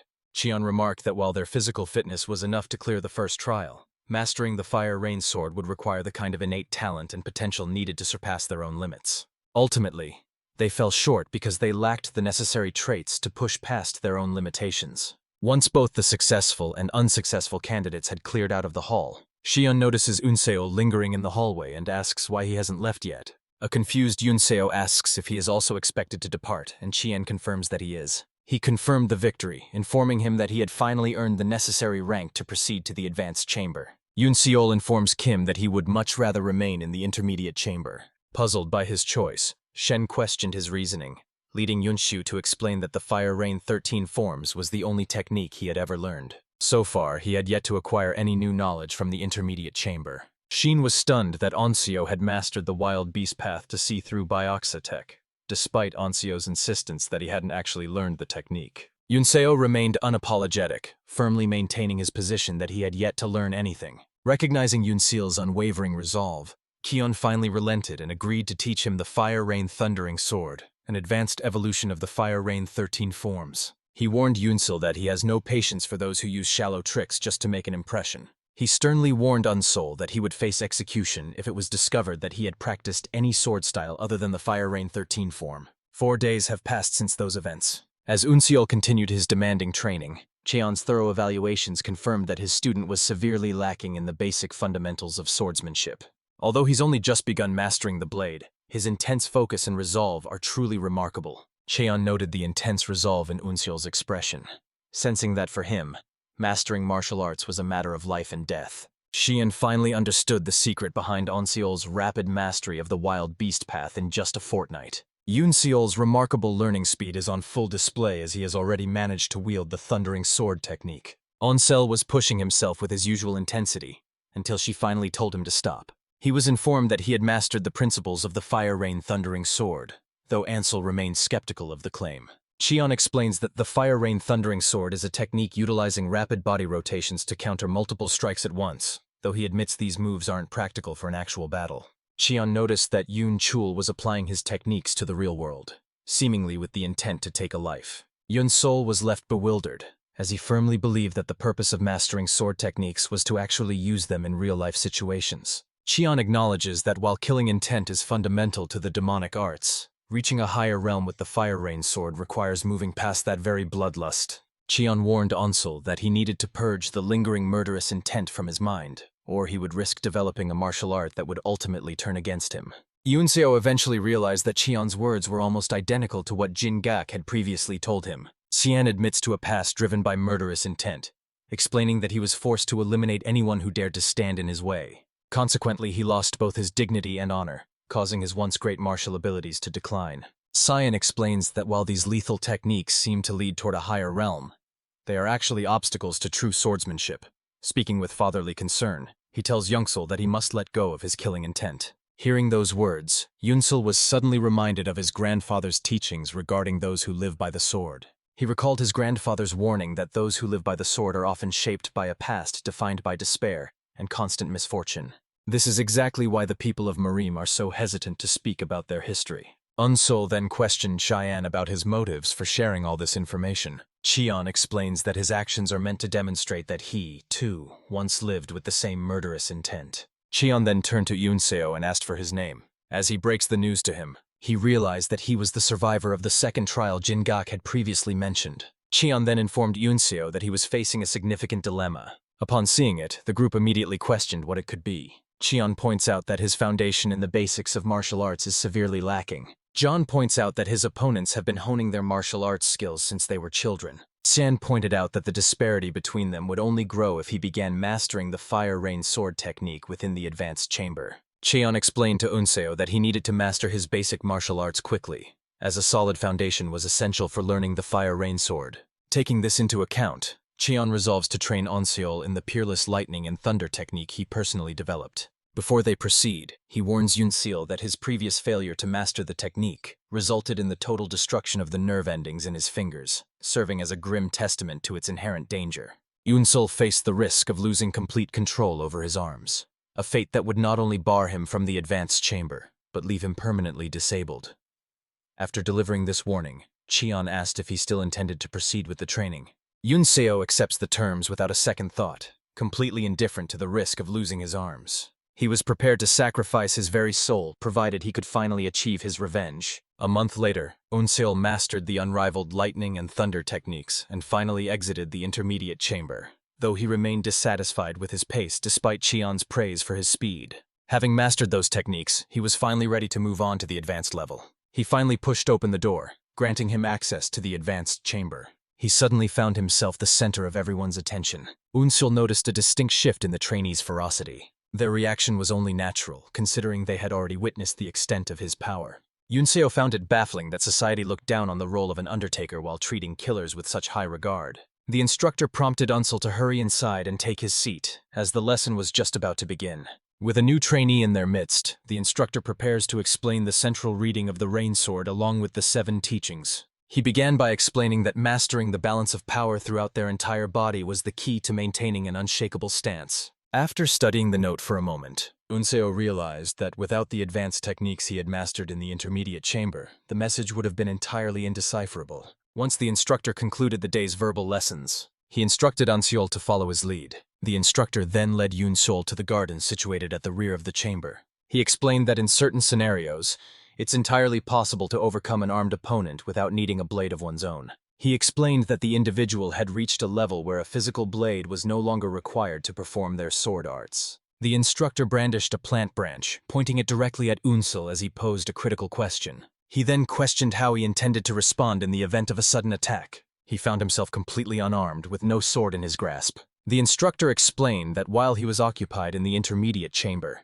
his companions had already mastered the Shining Mystique, the first form of the Fire Rain Sword, which is why they were now focused on discussing its theory. The instructor warns Unseo that failing to grasp the current question means he has no hope of further training. With his entire career on the line, he is urged to weigh his response carefully. Taking a deep breath, Yunsel replied that if he was indeed lacking a sword, he would provide a replacement. He decided to simply make use of his opponent's own sword. Without a moment's hesitation, he reached out to take the plant branch from the instructor. However, before his hand could even brush against the leaves, he was suddenly interrupted. Vanishing in an instant, the instructor suddenly reappeared right behind him. The instructor reprimanded Unsale, noting that his response was far too impulsive. Gunsel paid little attention to the instructor's words, as he was too preoccupied with how the man had managed to sneak up behind him. Unsale attempted another strike against the instructor, but the outcome remained unchanged. Unsale quickly grew frustrated as he struggled to anticipate the instructor's unpredictable movements. Ansel hadn't anticipated an easy capture, yet he was still stunned to find that he couldn't even track the man's movements. Unsale was filled with dread, realizing his chances of reaching the advanced chamber would vanish if he failed to impress the instructor in that very moment. Ultimately, Unsale resolved to push the wild beast path to its absolute limit, even if he could only do so a single time. With his mind made up, he launched himself toward the plant's branch. However, just as he was on the verge of making contact, he was suddenly interrupted. The instructor's strike sent him tumbling backward. He crashed heavily into the ground below. He appeared utterly dejected, but before he could begin wallowing in his failure, he was interrupted. The instructor hurried toward him, reaching out to give him a reassuring pat on the shoulder. The instructor let out a laugh before informing him that he had successfully passed the test. Yunsel was taken aback by the news, left wondering how he could have passed when he hadn't even been able to graze the old man. Ignoring his inquiry, the instructor announced that they would begin training the Shining Mystique technique the next day, emphasizing that he should arrive even earlier than the other students. Relieved by the news, Unsale expressed his sincere gratitude to the instructor for his leniency. With that, he finally made his departure. As the young man departed, the instructor's gaze remained fixed on the plant branch in his hand. A cluster of leaves fell away, yet Yunsel remained unaware that he had actually managed to reach them. The instructor cleverly sent him flying to maintain the illusion that he had failed. Thoroughly impressed, the instructor admitted that he anticipates great things from Unsale. Later on, as Unsale makes his way through the woods, he is suddenly interrupted. Rather than resting, he began circulating his chi to stay prepared for a battle that could break out at any moment. Suddenly, his wild instincts alerted him to several presences approaching from behind. He managed to determine the exact number of individuals waiting outside. 5 men soon emerged from behind him, their expressions clearly showing their irritation. They confronted Unsale, accusing him of acting arrogant since the intermediate chamber, and declaring their intent to put him in his place. The group boasted of their title as the 5 Peak Swords, claiming it was a testament to their genius as they revealed their intention to kill him. Rather than getting caught up in a pointless argument with the 5, Unsale remains vigilant, keeping his senses sharp. This discovery allowed him to deduce that another person was still lurking in the shadows. Right as the group of 5 was poised to take action, a menacing figure appeared behind the ringleader and swiftly knocked him unconscious. He went down from a single strike, a sight that immediately sent a chill through the rest of the group. Turning to face their assailant, they realized the person responsible was actually a striker. Seo Jinha was a formidable trainee known for her impressive strength. Disregarding the other 4, Jinha turned his attention to Unsale and told him they needed to speak. The group of 4 managed to catch his eye by questioning what he was doing there. Seo Jinha bluntly dismisses them, making it clear he has no interest in dealing with them. After retrieving their final ally, the 4 made a quick escape while vowing to eventually settle the score with Unsale. It was immediately apparent to Unsale that Jinha possessed an undeniable level of strength. Once Jinha confirmed the group of 4 had finally departed, he turned toward Unsale, intending to ask a question that seemed quite significant. He leveled his blade at the man, demanding to know his identity. Unsale was left visibly perplexed by the question. During class earlier that day, the instructor had summoned Unsale to step forward and demonstrate his technique. Gripping his sword, Unsale took a deep, steadying breath. He then began to swing his sword with deliberate precision. After continuing his swings for several minutes, he finally brought his movements to a halt. The sheer force of his technique left sharp, distinct gashes carved into the earth. The instructor was notably impressed, as Unsale had managed to infuse his technique with a palpable sense of killing intent. With his display of skill complete, the instructor called for the next trainee to step forward. The individual is eventually revealed to be Seo Jinha. Stepping onto the stage, he passed by Unsale while projecting a truly menacing presence. The moment finally arrived for Jinha to demonstrate the first technique of the Fire Rain Sword. He shifted his approach, revealing a technique that served as the perfect counter to Unsale's previous move. Unsale viewed this development as an unmistakable warning. Standing face to face with Jinha, Unsale presses him to explain what he meant by his comment regarding his identity. Jin lashed out at Yoon's soul, convinced that he was merely feigning ignorance in response to the question. Jinha revealed he was well aware that many on the island had motives beyond becoming one of the 10 demon masters, causing the gravity of the situation to finally sink in for Yoon's soul. Although he recognized the incredible opportunity to master the 10 demonic arts, the entire process felt hurried and poorly executed. He soon realized that this opportunity was actually serving a dual purpose. However, one of them is actually a trap. It was positioned specifically to ensnare its target. Speaking with a calm and sincere tone, Unseol asks Jinha if there is a spy hidden on the island. Judging by the way the question was asked, Jinha could tell that Unseol was being completely sincere. Sheathing his sword, Jinha explained that Unseol was not the individual he was searching for. Before departing, Jinha warned Unseol to stop overstepping her boundaries. If he continues to test his patience, he might just snap and kill him. Once Yunha departed, Unseol began to realize that the situation was far more complex than he had initially suspected. Unseo realized that being out of the loop was only natural, given how completely he had immersed himself in his training. Unseol cleared his mind of any distractions, knowing that his resolve would remain unchanged regardless of who stood in his way. An eventual confrontation with them was unavoidable, and it wasn't long after this that the situation progressed. The instructor informed the trainees that their period of preparation had finally come to an end. He delivered a parting address that functioned as both a farewell and a final source of motivation. He offered them his well wishes as they set off on their journey through the Muram. Without warning, the sound of the bell rang out. Meanwhile, the trainees were left questioning the events unfolding before them. The instructor directed the group to head towards Stone Mountain, located at the heart of the island. Shortly after, the trainees assembled at Stone Mountain, where the head instructor stood waiting for them. He soon realized that every member of the group was present and accounted for. Addressing the trainees, the head instructor announced that it was finally time for them to begin the third trial. Most of the trainees were left bewildered when the head instructor brought up the third trial, as they had all been anticipating the start of the second. In reality, Yunseo is the only person who truly understands the situation. Jin Gak informed the trainees that the living quarters would soon be sealed, and they would be barred from returning until the 10 demon masters were finally chosen. He urged them to quickly gather their necessary supplies from the caverns before the entrances were sealed shut. One of the trainees then inquired about the specific process for selecting the 10 demon masters. The head instructor voiced his disappointment, noting that despite their time on the island, the group still hadn't grasped the true nature of the game.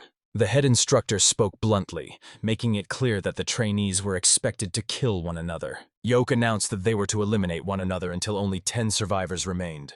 Hyuk explained that the choice of tactics was entirely up to them, even giving them the option to flee or remain hidden. However, he warns them that there is a significant catch to the situation. Over time, the safe zones for the trainees will gradually shrink, and anyone caught in the restricted areas will be eliminated by the demons looming behind them. Draped in capes, these lethal demons are so intimidating that the mere sight of them is enough to strike paralyzing terror into anyone.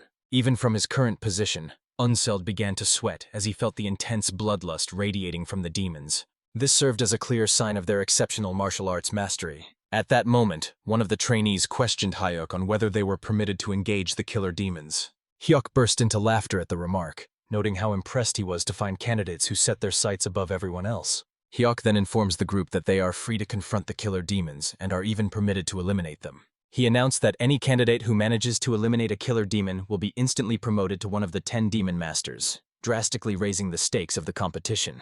His words forced the trainees to realize that eliminating a lethal demon will be a much greater challenge than simply facing their fellow recruits. Hyuk then informs the trainees that they are permitted to either form alliances or launch ambushes against one another. No method is considered off-limits, provided it helps them secure a place among the 10 demon masters. Once dismissed and fully equipped with everything they needed from the caves, the trainees finally began to make their move. Yunchil wastes no time putting significant distance between himself and the others. Fully aware that his performance during training had already drawn significant attention, he realized he was about to be ambushed. It was reminiscent of the time the self-proclaimed Peak 5 attempted to ambush him in the forest. He understood that his most urgent priority was reaching a safe location. Ultimately, he decides that the wandering pavilion is his best option. Once he arrived, he realized the ground beneath him felt significantly different from what he remembered. He knelt down to sense the shifting earth, carefully monitoring the changes as they unfolded. He sensed a presence steadily closing in on his position. Suddenly, a young man burst from the bushes, pursued by a group of fellow trainees as he desperately begged Yunseo to save him from their lethal intent.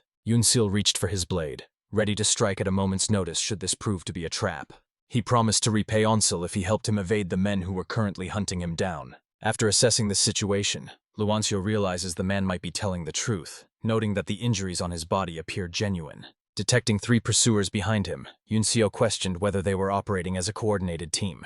Despite his indifference toward their situation, Unseo knew he couldn't afford to risk exposing his identity. With his pursuers closing in, the man realized he was finally out of options. Yunseo was forced to conceal both himself and the man within one of the nearby rooms. It was one of the concealed underground pouches scattered around the pavilion grounds. The 3 pursuers soon arrived at the scene, but finding no trace of their target left them completely bewildered.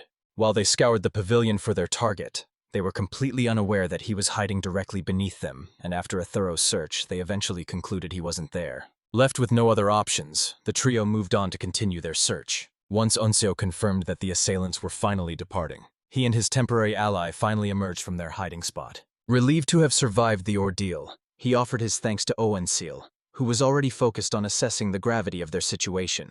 Yunseo soon realized that Sao had prepared a new series of hiding spots to help him stay concealed. From his hiding spot, he felt the reach of his wild beast path sensations expanding, stretching much further than usual. He could perceive everything within the earth with the same clarity as if he were seeing it directly. He came to realize that the person he saw must have intended to teach him a lesson. This unique path focuses on the mastery of vibrations. Finally revealing his identity, his temporary partner introduces himself as Gyeongchil Yong of the Blood Sect. Goom attempted to learn Unsol's name, but the man chose to ignore him entirely. Refusing to rest, Yoon Seol immediately set off toward his next destination. Gyum urges him to wait, suggesting they team up for safety. Having been helped during his earlier escape, he now considers Yoon Seol a trustworthy ally. Yunseo stayed quiet, prompting Gyum to interpret his silence as a sign of agreement. Brimming with excitement, he followed Yoon Shul like a loyal puppy until he finally became his partner. A few minutes into his walk, Onshul paused and pressed his hand against the earth to sense its vibrations. Utilizing this ability, he realized a battle was unfolding ahead and recommended a detour to avoid the conflict, leaving Gum so impressed by Yunsol's skills that he immediately asked to be taught. Choosing to ignore him, our protagonist simply continued on his way. Yunsol overhears a nearby warrior expressing his unwavering resolve to avenge his fallen comrades. Upon hearing those words, a sudden wave of familiarity surged through Yunshil's entire body. He realizes that the other man is driven by a desire for vengeance that mirrors his own. Noticing the sudden shift in Onsiel, Goom questioned him about what was going on.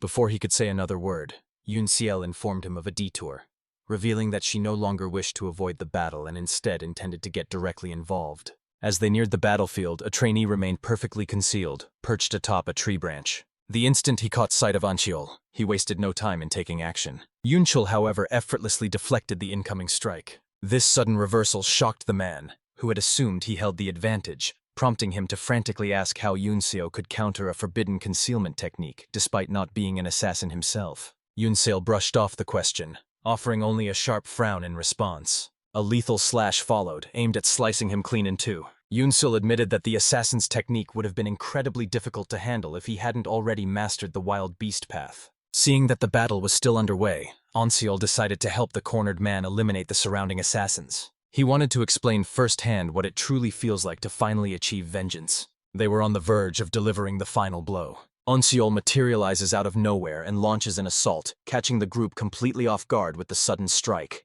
This grants Unseo a clear advantage as he follows through with a series of powerful destructive slashes. Suddenly, one of the assassins closed the distance, appearing right behind Yunsol. The strike nearly took his head, but Yunseo narrowly managed to dodge. Before he could even react, Yunsol found himself completely surrounded by the group. Even so, they still posed no real threat to his overwhelming ferocity. He managed to cut through most of them, leaving only a single survivor standing. As he prepared to face his opponent, a trap was suddenly triggered. Driven by a thirst for revenge, he emerged from behind to eliminate the final assassin. With the final asset struck down, the battle finally came to an end. A wide grin spread across his face, satisfied that he had finally fulfilled his quest for vengeance. Before Yunsol could even utter a question, he suddenly collapsed to the ground. Goomba emerged from his hiding spot in the bushes, inquiring if the fight had finally come to an end. Ignoring him entirely, Jensol knelt down beside the man to examine his condition. At this moment, Guillaume finally reveals his true nature by attempting a lethal sneak attack on Yoon Shil. Yunseo isn't easily caught off guard, managing to intercept the blow before it can even make contact. Guillaume stood paralyzed with shock after Yunseo managed to block an attack he never saw coming. Yunseo shoved him backward, forcing him to step away. He blamed him for ruining his opportunity to ask the pressing question that had been weighing on his mind. Gilm brushed off Insel's questions, his mind fixated instead on how his betrayal had been exposed, only for Insel to reveal he had been aware of the deception since their time in the underground shelter.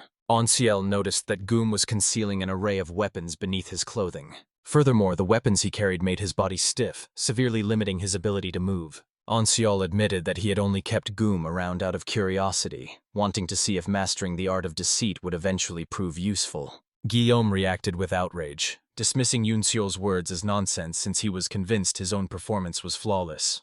He launched his weapons toward Yunshul, but the attack was swiftly blocked. He effortlessly locked down every option, making life much more difficult for Gum.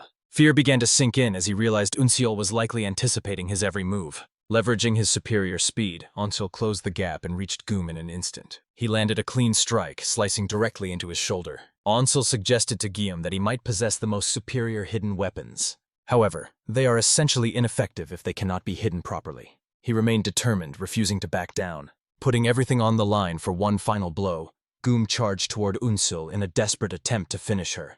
However, Onesail quickly demonstrated his superiority by effortlessly outmatching him. He surged past his opponent, cutting him down in a single fluid motion. With Goom finally defeated, Yunsel admitted that the battle had been quite taxing. He would have undoubtedly faced complications if he hadn't been aware of the concealed weaponry. He turned around to face Goom directly. His expression bore the same vacant, lifeless stare typical of those facing their final moments. Meanwhile, the man seeking vengeance has plans of his own. His face bore a serene and fulfilled expression, even in death. Yunso wondered whether he would wear that same expression once his revenge was finally complete. Before departing the scene, Yunshul made sure to retrieve the man's sword. This newfound ability finally grants him the opportunity to wield two swords at once. Meanwhile, a mysterious figure remained hidden in the bushes, closely monitoring Unseal's every move. Having witnessed his combat style firsthand, they now fully understood the threat he posed. The mysterious individual acknowledged that Yunseol possessed genuine talent. They were convinced that without further honing his skills, he wouldn't stand a chance of surviving on the island. The next morning, Anciel found himself preparing for the day ahead. A group of trainees pursued him relentlessly, determined to see him removed by any means necessary. Ansol's body was now marked by several visible cuts. He pressed on, realizing his pursuers had no intention of ending the chase. While pushing to gain ground, he was also busy strategizing an escape from his current predicament. Meanwhile, the head instructor and Jin Gak monitored the situation from a high mountain peak. When the head instructor requested an update, Jin Gog reported that only 41 of the 86 trainees had managed to survive. The head instructor was satisfied to see that 41 trainees had managed to endure the first 3 days. He ultimately determined that the others were quite capable. He then decided it was the perfect time to put their skills to the test. Meanwhile, Unsol began binding his daggers together. Just as his attackers were on the verge of cornering him, he tossed it behind him, effectively knocking one of them back. Regaining a fighting chance, Unseol quickly realizes that staying in the open field would lead to certain defeat. At this point, he decides to shift the battlefield to a terrain that might actually give him a fighting chance. Oensol headed straight for the Fire Rain Sect building, completely unaware of what was truly happening.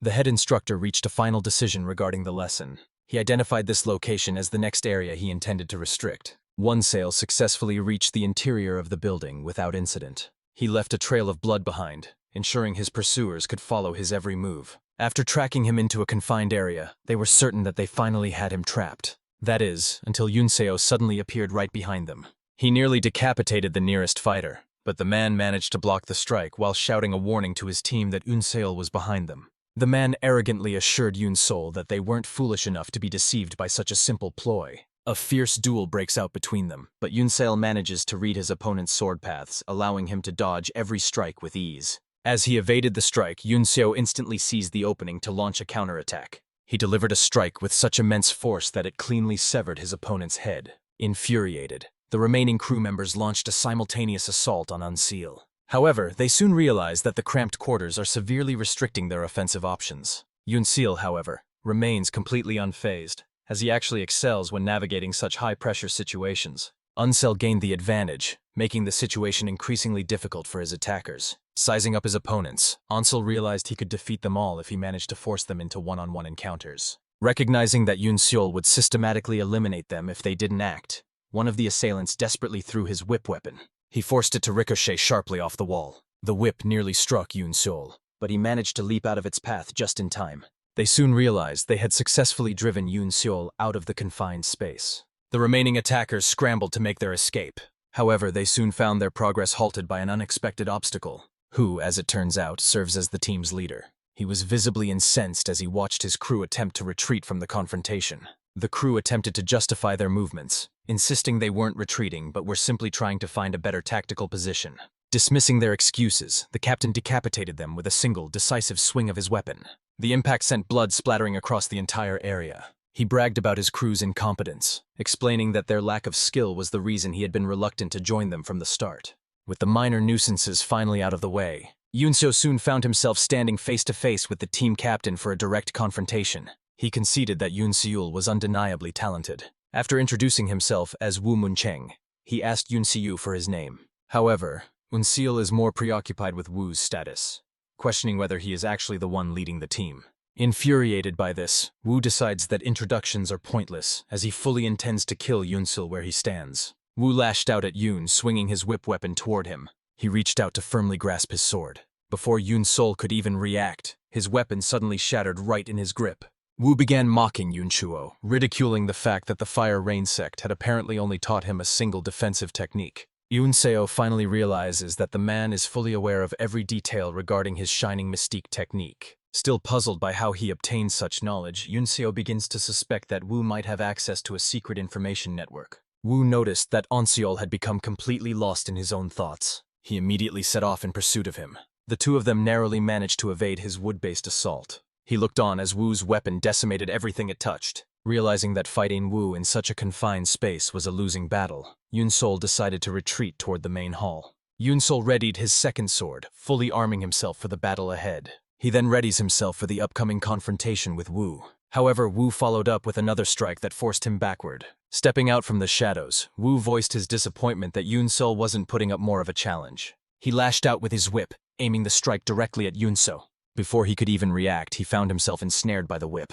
Woo jeers at Yoon Seol, claiming that he's reached the end of the line. Yoon Seol realized that while Shining Mystique could intercept Woo's strikes, he lacked the necessary output to fully withstand the force behind them.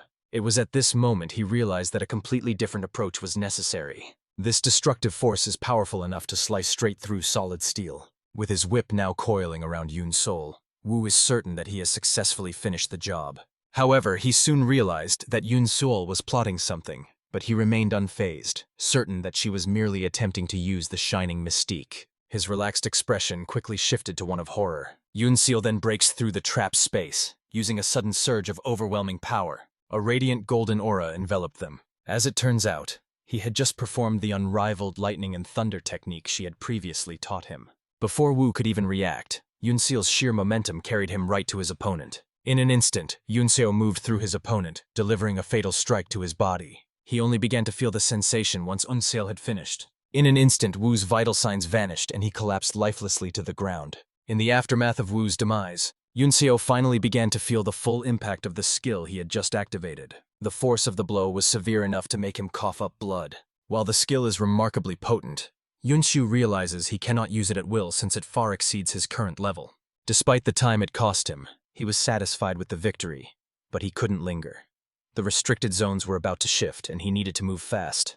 Without warning, he sensed a threatening presence looming behind him. As he turned around, he was met with an unexpected sight. He looked up to find a lethal demon staring down at him with a truly monstrous gaze. A wave of dread washed over Yoon Seo as he struggled to accept the reality of what he was witnessing. He began to realize that the restricted zones must have shifted while he was preoccupied with his recent battle. He began to wonder if he could leave peacefully, as he hadn't entered the restricted zones simply to escape a battle. While keeping a close watch on the killer demon, he cautiously shifted his foot. However, when he failed to show any reaction, Yoon-shi is fully convinced that he has finally managed to escape the danger. He assumed the lethal demon was actually choosing to spare him. He wasted no time in putting it to good use. He sprinted past the lethal demon, but just as he was about to clear the creature, his primal instincts immediately flared to life. He watched in disbelief as his own head was severed from his body. Yoon Seo narrowly shifted his path, just barely avoiding a fatal strike to the neck. Terrified, he realized he hadn't even sensed the demon move,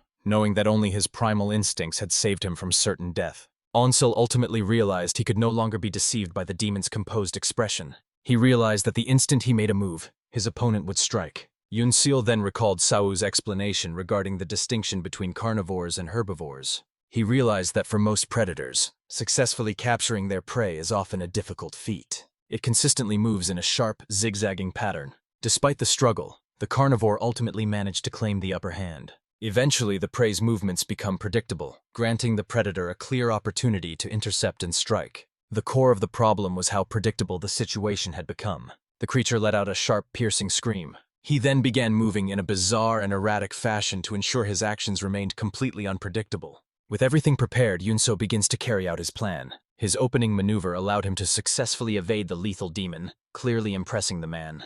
Unsul begins his approach with a series of predictable zigzag movements. The instant the murderous demon catches on to the situation, relying on the wild beast path, Onseol began nimbly dodging the incoming attacks. Right as he was about to execute his final move, he came to the realization that the lethal demon had finally caught up to him. He held his sword firmly against the man's throat. Beads of sweat rolled down his face as the realization hit him that he was already too late. To his astonishment, the lethal demon suddenly halted its attack instead of finishing him off then and there. Scanning his surroundings, O'Neill realized he had already crossed into the restricted zone. As Onchul reflected on the encounter, he realized that despite putting in his absolute best effort, he hadn't managed to create even a single opening. As Yunsul turned to leave, he finally grasped the true essence of being a martial artist, realizing he was merely a frog in a well with no hope of victory. Once they had successfully reached a safe distance, Onsul paused for a moment, mentally re-evaluating the entire situation. He soon realizes that the demon's abilities are on par with the very person who took his grandfather's life. Unsul realized that to stand any chance, he would have to surpass the combat prowess of a killer demon. Suddenly, a voice called out from behind him, claiming to have been searching for him.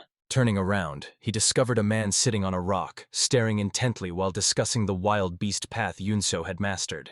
Hearing this, Yunso realized that a significant amount of information about him was already being circulated.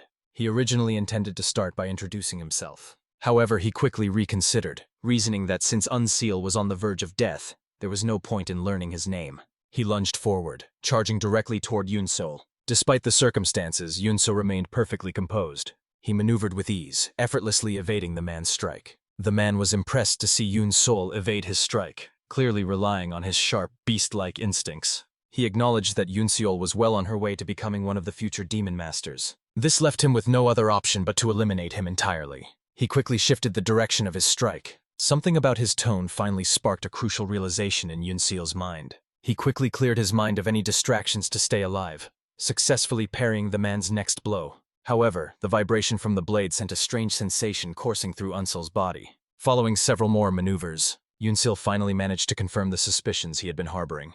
He recalled a past experience where he and his grandfather had attended to a corpse together. His grandfather revealed that the man had fallen to the Hebei Feng clan's 5 tiger-severing blades. His grandfather deduced this after noticing that despite the lack of external injuries, the man's bones were completely shattered.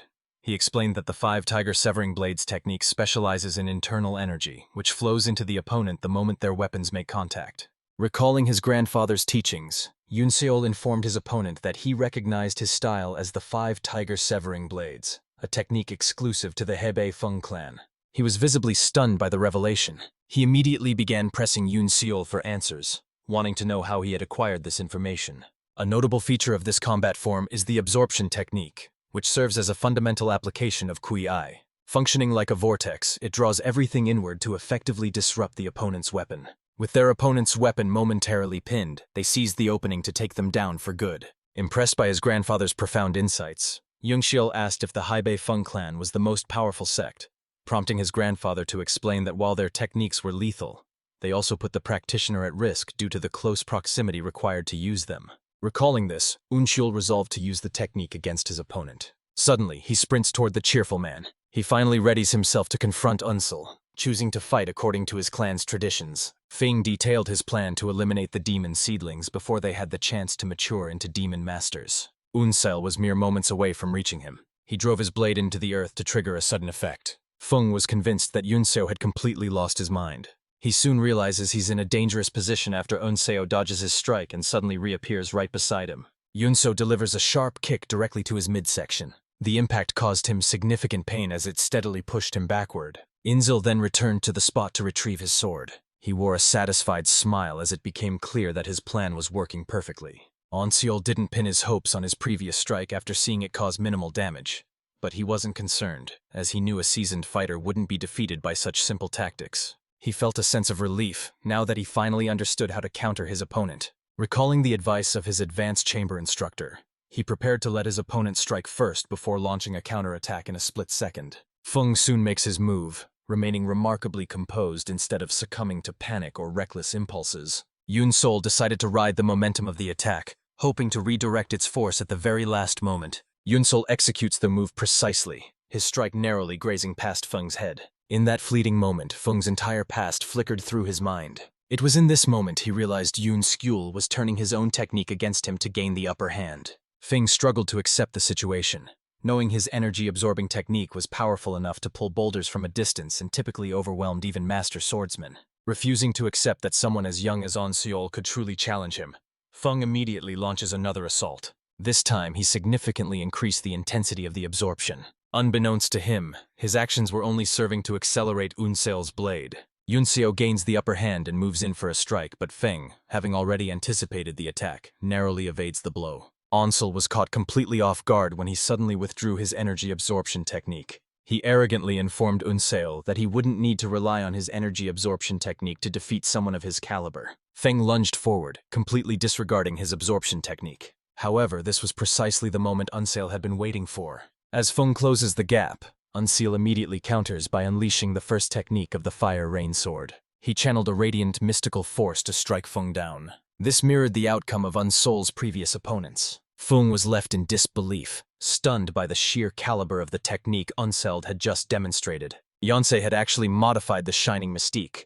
repurposing the technique from a defensive move into an offensive one. To achieve this, he was forced to risk having his other tactics used against him. Feng is forced to acknowledge Unseol's brilliance in modifying the attack's mechanics as Unseol begins his work. Feng is stunned to be spared, but Yunsol explains that since he isn't a target of his vendetta, there is no reason to take his life. Relieved by this news, Feng suggested that they part ways and never cross paths again. This occurred right as Unseol was making his departure. A mysterious figure materialized behind Feng, soon revealing itself to be a lethal demon.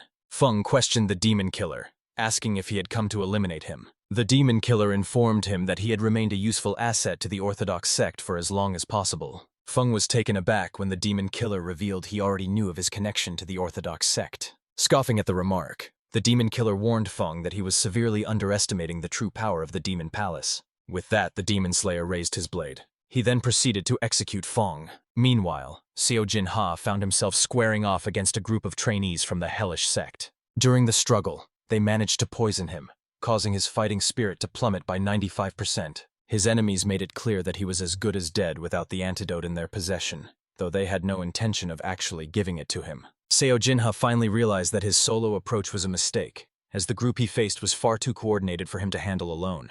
Refusing to yield, Seo Jinha gripped his sword with his left hand and prepared to defend himself. One of the attackers mocked Jinha, pointing out that despite his undeniable talent, a lifelong right-handed warrior couldn't possibly adapt to fighting with his left hand so quickly. Demanding his surrender, they lunged forward to deliver the final blow. Jinha attempts to hold his position while finding a way to make the situation work. Another poison needle found its mark, striking him once again.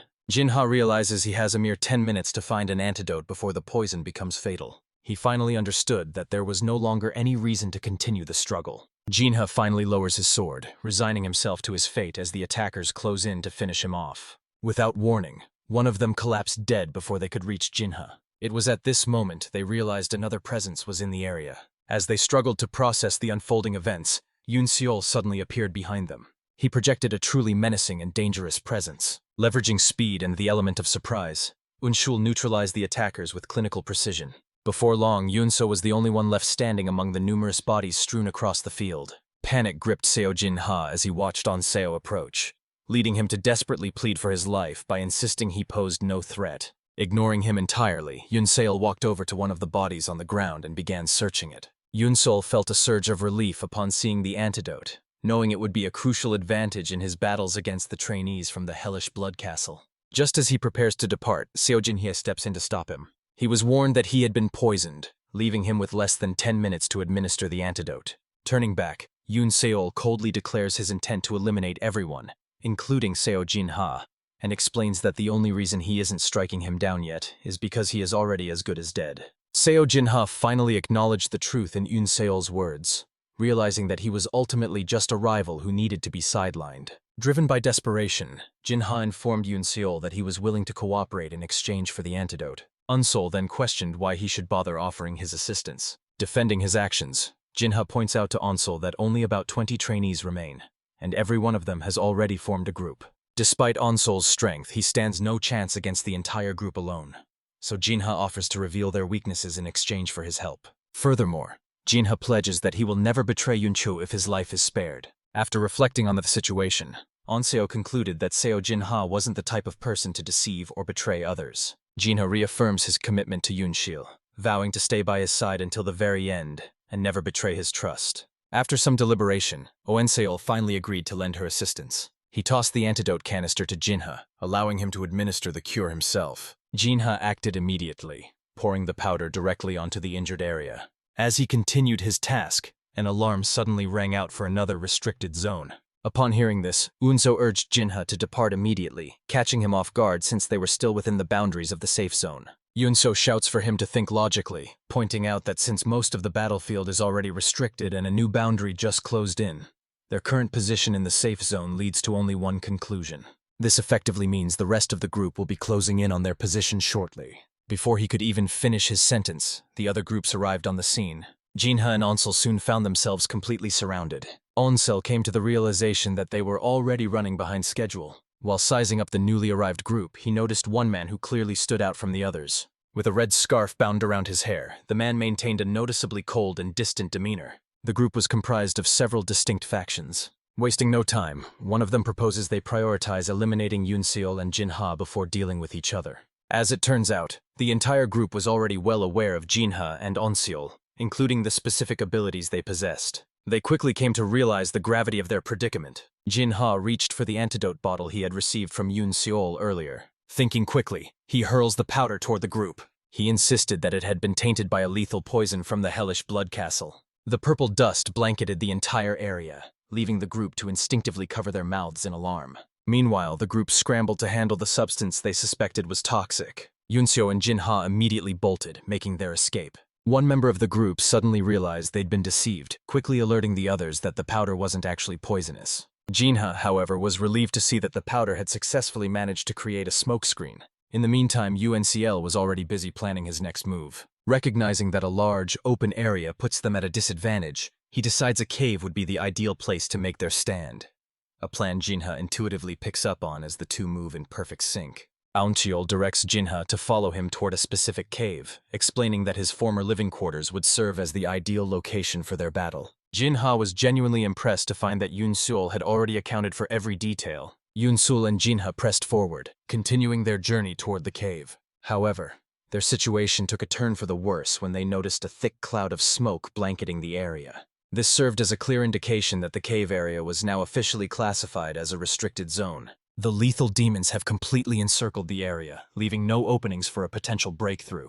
Realizing he was being monitored, Yunshuo intentionally chose a restricted zone to see how the higher-ups would react. As panic sets in, Jinha frantically asks for their next move, but Unseol clarifies that the lethal demons won't attack as long as they remain outside the fog. Realizing that combat is their only option, Yunsul concludes that positioning themselves alongside the demon killers might be a viable strategy. They soon realized they were left with no other alternative. The two steeled themselves for what would be the most significant fight of their lives. Their pursuers finally caught up and made their appearance. They were becoming increasingly agitated, frustrated by the constant pressure Yoon Sol and his partner were exerting on them. Wasting no time, they lunged toward the pair, intent on finishing them off as quickly as possible. From a high vantage point, the head instructor kept a close eye on the situation. He is certain that the impending clash will serve as the ultimate turning point for the 10 demon masters. A volley of daggers streaked through the air, heading straight for Unseal. He effortlessly evaded every attack before closing the distance on the man throwing the daggers. He delivered a swift strike, cutting his opponent down. While he was occupied with these actions, Jinha also began demonstrating to the attackers exactly why they were no match for someone of his caliber. Without warning, a long-range weapon hurtled toward Jinha, forcing him to retreat a step. The sheer power of the long-range weapon forces Jinha and Yoon Seol to regroup and stand back-to-back once more. This allowed their attackers to close in and completely surround them. He took note of how the situation had ultimately unfolded. Yunsil comes to the stark realization that he is on the brink of death. He quietly mentions that he has no regrets, as he's poured his entire effort into everything he's done so far. Hearing this, Yunseo realized that he and Jinha were on entirely different paths, especially since his death at that moment would leave their lives completely disconnected. He will be haunted by the regret of failing to avenge his grandfather. The gravity of this potential reality struck him with full force. Any trace of fear vanished as he immediately shifted into a state of absolute focus. Anseal reversed the dynamic, shifting from the one being pursued to the one in control. The first two attackers charging toward him were struck down before they even realized what happened. He dispatches his enemies with incredible speed. He had already shifted his focus to the next target before Jinha even realized Anseal was no longer behind him.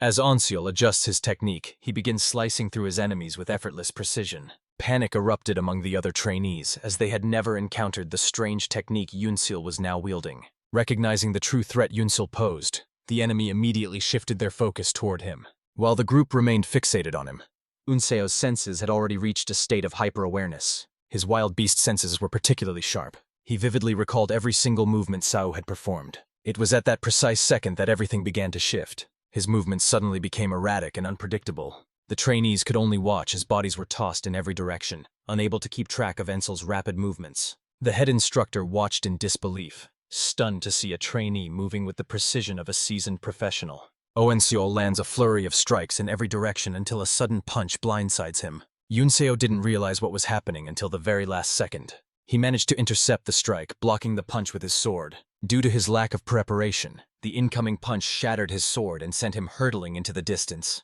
Jinha was overcome with panic the moment he realized exactly where Yunseo had landed. He yelled at him, demanding that he get back on his feet. The impact of the blow left Yunseo feeling dazed and unsteady. By the time he regained consciousness, he found himself enveloped in a thick fog. His jaw dropped, his expression twisting into a look of pure shock and dismay. By the time he looked up, he found a lethal demon staring directly down at him. He stood poised, ready to take his head. At the very last second, the head instructor barked a command that left everyone in complete shock. The murderous demon lunged forward, nearly closing its grip on Unshul. Sao suddenly appears behind him, pressing a blade to his throat to signal that Yunseol has been spared. Yunseol locked eyes with his master, holding his gaze intently. This was the final sight he witnessed before his consciousness finally faded away. The head instructor shouted at the top of his lungs, demanding the head physician be summoned immediately to save Unseol's life. Jingak voiced his objection to the head instructor, arguing that the sudden decision to pause the trial was unfair. However, the head instructor reassures Jingak, promising to take complete accountability for the situation. Internally, the head instructor was thrilled, realizing he had finally discovered the rare talent he'd been searching for. The head instructor is certain that Anseol will eventually rise to join the ranks of the 10 Demon Masters. Sometime later, Elder Hua Wimyong questioned the head instructor regarding his reasons for interfering with the plan. The initial plan was to select 10 Demon Masters and 2 geniuses to serve as their eyes and ears. Although the goal was to select only 12 trainees, Anseol concluded the trial with 14, fully prepared to face the punishment for his decision. The head instructor informed Hua that he was fully prepared to face any repercussions resulting from his choice. Hua grew concerned, wondering how the emissaries from the 10 demonic sects would respond to the news. The head instructor reassured Hua, expressing his confidence that the 10 executives would eventually recognize the same potential in Yunshu that he had. After some time had passed, Yunsil awoke in an unfamiliar room, immediately noticing the pervasive scent of medicine in the air. He immediately recognized his surroundings, realizing he was back in the room where his injuries had been treated.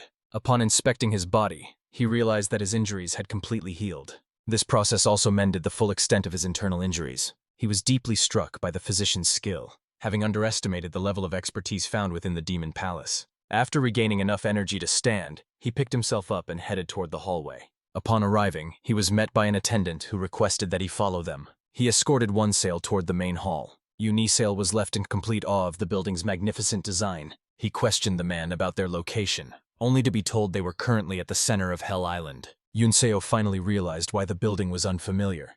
It was situated within the restricted zone. After Onseol settled into his seat, the attendant approached to ask if he would like to order anything.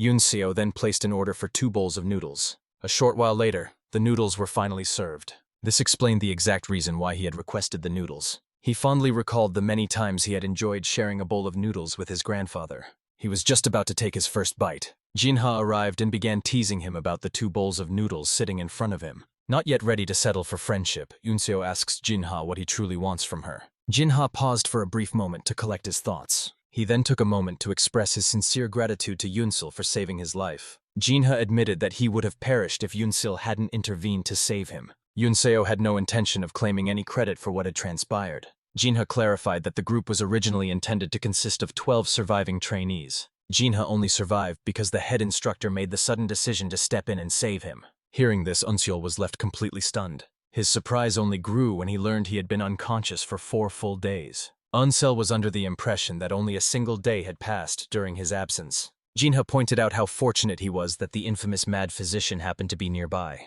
Though once celebrated as the world's greatest doctor, he lost his sanity after failing to save his lover from a terminal illness. He is widely regarded as a miracle worker, capable of saving anyone who still has a breath of life in them. O'Neill felt truly honored to have been saved by the physician.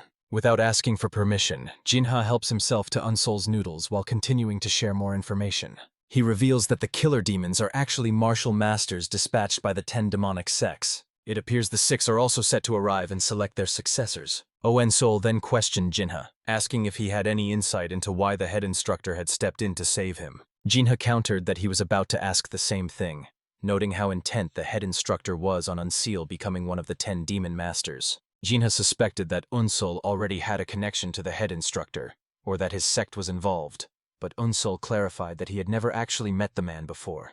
Upon learning that the head instructor faced severe consequences for his actions, Unsol questioned why a complete stranger would risk so much just to protect him. Suddenly, a resounding noise captured everyone's attention, signaling the arrival of the 10 demonic sects executives. The group of trainees promptly assembled without a moment's delay. The group looked on as the aura farming executives made their way into the room. Wasting no time, he immediately moved into action. Bulsa, the vice master of the necromancer sect, finally decides to take action. He gestured toward a man identified as Young Munho. She then extended an invitation for him to join the necromancer sect. Jung remained skeptical since he had only ever trained with swords, but Bullseye dismissed his concerns, explaining that Jung's body was naturally built to wield the necromancy spear. Bulsa noted that Yang hadn't been able to reach his full potential with a sword, suggesting that a spear would be a far more effective choice for him. With those words still echoing in his mind, Yang hurried to keep up with Bulsa. With Bulsa finished, another elderly man stepped forward. Jokjahan steps forward, revealing himself as the vice master of the Hellish Blood Castle. Against all expectations, the situation took a sudden and unexpected turn. Jok reached out to Jinha, inviting him to join the ranks of the Hellish sect. This sudden revelation leaves the young man completely stunned. Jinha was stunned that Jokjahan would recruit a lifelong sword prodigy like himself into the Blood Castle, an infamous stronghold dedicated to training poison artists.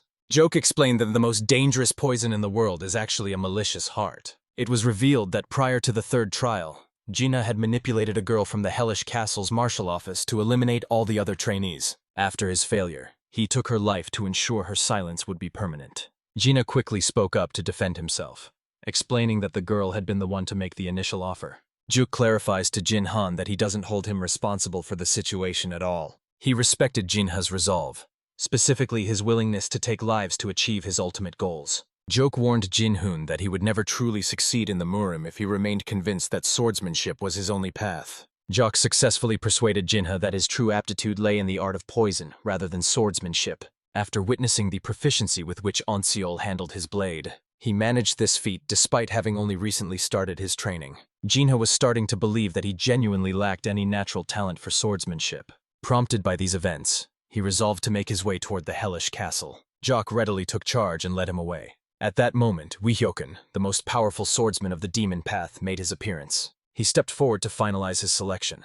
He earned widespread respect, fueled by both his immense strength and his prestigious background in the Fire Rain Sword sect. Even Unseo could sense the intimidating pressure radiating from Wii. The rest of the crowd waited with bated breath, anxious to see who he would ultimately select. The entire group was stunned when he unexpectedly called out Unseo's name. He gestured for Yunchul to follow, mentioning that he'd heard a great deal about him and was eager to see his skills in action. Just then Wai turned around to make their departure. In a bold and unexpected move, Unseol openly declared that he had no intention of joining the Fire Rain Sword sect. He felt compelled to repeat the question, wondering if the man had simply lost his hearing. We erupted in fury, unable to fathom how Unseo could possibly reject a demon master. The sheer pressure of his aura instantly forced Yunso to his knees. Despite the circumstances, Yunseol manages to find her voice. He was informed that he still held the power to decline any offers. After he declined the proposal, they asked where he intended to go next. With a calm expression, Yunseo stated his desire to visit the Wandering Beast Pavilion. This realization only served to intensify his growing anger. Considering the Wandering Beast Pavilion's poor reputation, he suspected that Onseol was intentionally trying to mock the Fire Rain sect. He continued to suppress Yunseol, keeping him pinned down with his terrifying aura. At last, Onseol understood the true reason behind his reputation as the most formidable swordsman on the demon path. A sudden wave of relief washed over Unseol, and looking up, he found Sao shielding him from the immense pressure radiating from Wi's body. His fury only intensified, as he couldn't believe a mere pavilion master would have the audacity to stand in his way. Yi's aura begins to surge, growing noticeably more powerful. This left Sao feeling uneasy, especially as the man reached for the hilt of his sword.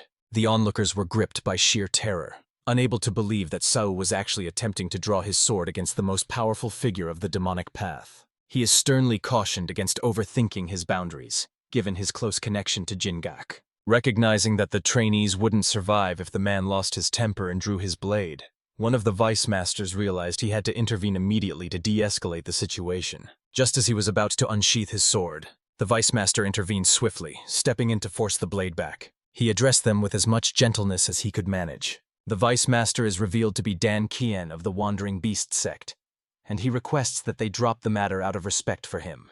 The other elders present in the room subtly urged us to remain patient. After a brief moment of consideration, he finally reached his decision. This allowed the Wandering Beast sect to take Unseol under their protection.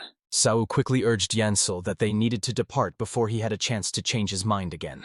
Deep down, Yunsol recognized the true nature of the energy he had sensed. He could clearly sense their lethal intentions toward him. He would have likely proceeded further if he hadn't been stopped. Once they had departed from the Demon Palace, Sao complimented Yunsale on his significant progress, while Yunsale responded by crediting his growth to the quality of Sao's mentorship. A short time later, they reached the Wandering Beast Pavilion, which resembled a bustling and lively village. Ointuol was stunned by the sight, having fully expected a much more silent and serious environment. In contrast, everyone present seemed remarkably cheerful and full of joy. Noticing the visible shock on Yunseol's face, Dan explained that they differ from others by prioritizing their own self-sufficiency. Anseol noted the strange absence of anyone his own age in the area and began to question why. Dan nonchalantly mentioned the young disciples who were once under their care. The sheer intensity of their training had driven them to either desert or perish. Dan then took a moment to survey his surroundings. As he looks around, he notices a weathered shack nearby. He informed Anseol of his intention to stay in the shack, provided the structure didn't require any immediate repairs. He instructed him to collect some tools from the blacksmith, Wang Guol. After briefing Unseol on his intended location, Dan notified Sao that it was time for them to depart. Surprised by Sao's sudden departure, Unseola asked him if he truly had no intention of staying in the village. Dan clarifies that Sao Wu is merely a secret pavilion master who lacks the authority to challenge the sword demon, meaning he must now face punishment for his decision to protect Yunseol. This revelation left Unseol in a state of complete disbelief. Sao quickly reassured him, explaining that the punishment was minor and nothing to worry about. Sao Wu lightened the atmosphere by giving Anseol a firm slap on the back, warning him to stay out of trouble during his absence. Following Sao's departure, Dan admits to Unseol that he hasn't yet earned the right to call himself a disciple of the Wandering Beast Pavilion. Dan suggests that while Unseol may have risen to the rank of the 10 Demon Masters, it doesn't grant him official status as a disciple of the Wandering Beast Pavilion. This is because the Beast Pavilion refuses to accept anyone they deem weak as a disciple. His uncle asks what it takes to be strong, and Dan simply gives a casual yes in response. Dan explains that, unlike other sects, theirs is free from any stressful formalities. Dan explains that the sect avoids enforcing oaths or loyalty, as their only requirement is for members to master martial arts and gain power. Successfully completing this task would finally earn him official recognition as a disciple. Dan then explained that every person gathered in the pavilion was his mentor. Ultimately, it remains the master's decision whether or not they will pass their knowledge on to Unseol. When the following morning arrived, Unseol began his ascent of the massive rock formation known as Iron Peak. The previous day, Dan had instructed him to scale the cliffside, promising that a mentor awaited at the summit to teach him the most advanced internal energy cultivation techniques. After a grueling struggle that pushed him to the point of physical exhaustion, at long last Anseol successfully reached the mountain's summit. He was stunned to find a man resembling a monk waiting for him. Although the bald man's overwhelming aura nearly knocks him off balance, Yoon keeps his composure as he introduces himself and explains his purpose. The man then questioned if he was dissatisfied with the cultivation technique he had already mastered, leaving Yoon visibly perplexed. The man pointed out the true chi radiating from Yoon body, noting that the immense volume suggested he had been cultivating it since childhood. Yoon immediately clears up the confusion, explaining that he has spent his entire life as a mortician and has never practiced any cultivation techniques. Upon hearing this, Saitama points out that there are only two possible explanations for what Yoon just said. Either Yoon was lying, or he had truly managed to learn it through his dreams. In a desperate bid to clear his name, Yoon insisted he was telling the truth and invited the man to verify it for himself. This development piqued the man's curiosity. He then asked Yoon if he was willing to let him destroy his true chi entirely.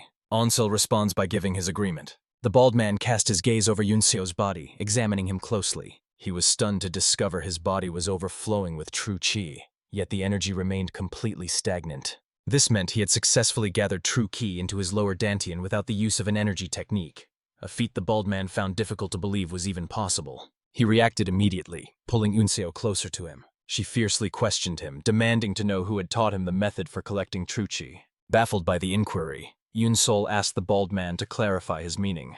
He inquired if anyone had ever taught him how to focus his mind or regulate his breathing, prompting Yoon to recall a technique his grandfather had shown him in the past. The man then requested that he perform a demonstration right there in his presence. Settling into his stance, O'Neill began practicing the breathing technique. The bald man was stunned to see Yoon executing the technique from a standing position. After being observed for a while, he eventually told Yoon to stop. She pressed him once more about whether his grandfather was the one who taught him, and Yoon confirmed that he was. He explained that he had taught him this technique back when they used to play dead together, noting it was the most effective way to breathe inside a coffin. The bald man explained to Yoon that the technique served a dual purpose. It wasn't just for breathing, but also for gathering true kai within the dantian. He clarified that this circulation practice was distinct from internal energy techniques, which are specifically designed to harness and deploy the chi. The bald man informed Yoon that 10 years of internal energy had already accumulated within his body. He then asked Yoon for the name of his grandfather. Yoon then reveals the person's identity to be Bujong Young. Upon hearing this, the bald man informs him that only one person in the entire Murim bears that name. Renowned as the most formidable swordsman of the demonic path, he previously served as the vice master of the Demon Palace. However, Yoon found herself unwilling to accept this reality. It seemed highly unlikely that a man of his standing would ever choose to work as an undertaker. The bald man then pointed out a curious detail, noting that the breathing technique Jianyang taught Yoon was actually a signature of the Shaolin sect. Stunned by the realization that the technique originated from the Orthodox sect, Yoon began to wonder if his father had once been a martial master within their ranks. Unsel felt a wave of dread, knowing the dire consequences if the truth were ever exposed. In the best-case scenario, he faces the loss of his title as a demon master, while the worst-case outcome would cost him his life. The bald man reassured Onsel, telling him not to worry since he fully trusted him. He was certain the Demon Palace had already conducted a background check, and since they found nothing, Onsel was officially cleared. Honoring his promise to the Wandering Beast Pavilion, the bald man agreed to teach Unsul the breathing technique, noting that he was indifferent to whether the boy's background was in orthodox or demonic martial arts. However, he warned him that the technique he was about to reveal must never be shared with anyone else. He intended to eliminate his target along with everyone close to him. Onsel immediately reassured the spherical man that he was fully prepared for the task ahead. He could see that Yoon was finally prepared. The bald man introduces himself as Gu Mong. He asked Yoon if he understood the distinction between orthodox and demonic internal energy cultivation. But Yoon admitted he was unaware. He explained that orthodox Murim cultivation techniques are natural methods for developing internal energy within the human body. In contrast, those on the demonic path are determined to use any means necessary to accumulate internal energy. This explains their massive initial reserves of internal energy, though the techniques they employ are fundamentally at odds with the human body. Ultimately, the martial masters of the orthodox Murim emerged victorious, as the true chi they had accumulated gave them the decisive advantage. Heel then revealed that the method he was about to teach Unseal transcended the limits of demonic martial arts, claiming it was the most exceptional and miraculous cultivation technique in existence. But as expected, attaining this level of power demands a heavy price in return. The learning process is agonizingly painful, and he reveals that he even went as far as consuming his own fingers while mastering the technique. Supposedly, Anyone capable of withstanding such immense pain can achieve a body that is in perfect harmony with their internal energy. He finally comes clean, revealing his past as a master of the Azure Dragon Temple who was framed for murder and expelled with his internal energy sealed. To repay the Wandering Beast Pavilion for helping him recover his strength, he promised to teach them his cultivation technique. To ensure he fulfilled his promise of teaching Unseo the technique, Heol decided that he must first put him to the test. Huyul informs Onzol that he intends to use his true energy to strike all 365 of his acupuncture points simultaneously, a process meant to purify his vessels and prepare his body for the technique. He warns Unseal of the intense pain to come, advising him to back out now if he feels he cannot endure it. Driven by his usual stubbornness, Unseal insists to Huel that he is more than ready for the task. Feeling certain of his success, he was ready to follow through with the plan. Heol channeled his true chi into Unseal's body, attempting to purify him from within. However, Huel was suddenly taken aback by a truly startling discovery. Faced with a sight he had never witnessed, he fully expected Unseo to scream, knowing just how excruciating the process could be. However, he was met with a sudden and unexpected development. Unseal remained composed and silent. At that moment, Hewlett realized that no foul odors or impurities were emanating from Yoon's body. This meant that Yoon's soul's vessels were entirely pure, without even a single trace of tainted energy. Thoroughly impressed, he let out an excited shout. He informed Unseo that he intended to teach him his personal internal energy cultivation technique. Half a year has passed since then. Having undergone a series of intense changes, Wanaseal's appearance has become completely unrecognizable. His newfound physique is a far cry from the frail child he used to be. He effortlessly hoisted a massive boulder. He then hurled the object directly toward Yunseo. Rather than attempting to move the boulder or smash it to pieces, Yunseo decided to focus his efforts on farming more aura. The sheer pressure of his aura is so intense that the boulder shatters before he even makes a move. He was thoroughly impressed by the display. He ultimately concludes that Yunseo has achieved complete mastery of the technique. Heol was left in disbelief that Yunseo had managed to master the technique in only 6 months. During this time, he successfully dispersed the true chi he had accumulated after mastering the circulation technique. He then suggests they move forward with the next objective on their agenda. Onseal settles into position, readying himself to begin the circulation of his ki. Deeply grateful for everything Heol had taught him, Onseal managed to reach the first level in record time, yet he still felt he was falling behind, since the circulation technique consisted of 8 tiers in total. His goal is to reach the second level before he finally departs from the mountain. He was driven forward by his own immense determination. Unseal successfully achieved a breakthrough, advancing to the next level. He delivered a stunning heel strike that caught everyone off guard. Heol was stunned to see Unseal already breaking through to the second level, the stage known as the realm of untainted bone and muscle. This particular level is specifically designed to maximize the conditioning of both the bones and muscles. The immense pressure of these sudden changes quickly takes its toll, and as anticipated, Unseo begins to suffer. Despite the blood dripping from his mouth, he grits his teeth, fully committed to pushing through until the very end. He swiftly moved behind Unseo to support him, urging him to clear his mind and stay focused on his objective. He soon realized that Unseal's body was unable to contain the true chi following the sudden changes, and if it continued, he would suffer severe internal injuries. Without a moment's hesitation, he concluded that he must sacrifice his own life force to aid Unseo. He placed a hand on Unseal's back, channeling his life essence into him to help him endure. Once he finished, Unseo realized his body was surging with an intense, burning energy. Turning back, he noticed Heol visibly struggling with the effort. Unseo rushed to his side to check on his condition, inquiring if he had indeed surrendered his true ki. Noticing Unseol's concern, Heol reassures him that he cannot leave the Wandering Beast Pavilion until Unseol's training is officially complete. Stunned by this revelation, Unseo realized that Heol's tough persona was merely a front for his genuinely caring nature. Deeply appreciative of the assistance, Unseo assures the man that he will never forget his kindness, though the situation is far from over. Heol pressed Unseo to let go of his memory and forget he ever existed. Unseo was taken aback, as these were the exact same words Seo had spoken to him during the competition. Yul then explained to Unseo that there was only one specific way he could settle his debt. By mastering the breathing technique and reaching the 8th level, known as the Great Origin Realm, Unseo assures Heol that he will achieve the height Heol never could, as Heol only managed to reach the 5th stage. Now that Unseo has reached the 2nd stage, his master informs him that he has nothing left to teach, advising him to focus on mastering the fundamentals of martial arts next. He then instructed Unseo to climb the cliff on the western edge of the Wandering Beast Pavilion, as he intended to practice his martial arts there. Deeply appreciative of everything, Yoon offered Hyo a respectful bow to show her gratitude. 3 months had passed since those events. The Wind Cloud, one of the 6 elite squads, finally makes their return to the pavilion. The squad made their way back to the pavilion by leaping across the rooftops, flaunting the skills that earned them their reputation as the top unit. Squad leader Baekhyun continued to project an imposing presence until Dan finally arrived to greet him. Baekhyun slowly lowered his mask as he addressed Dan with a formal tone.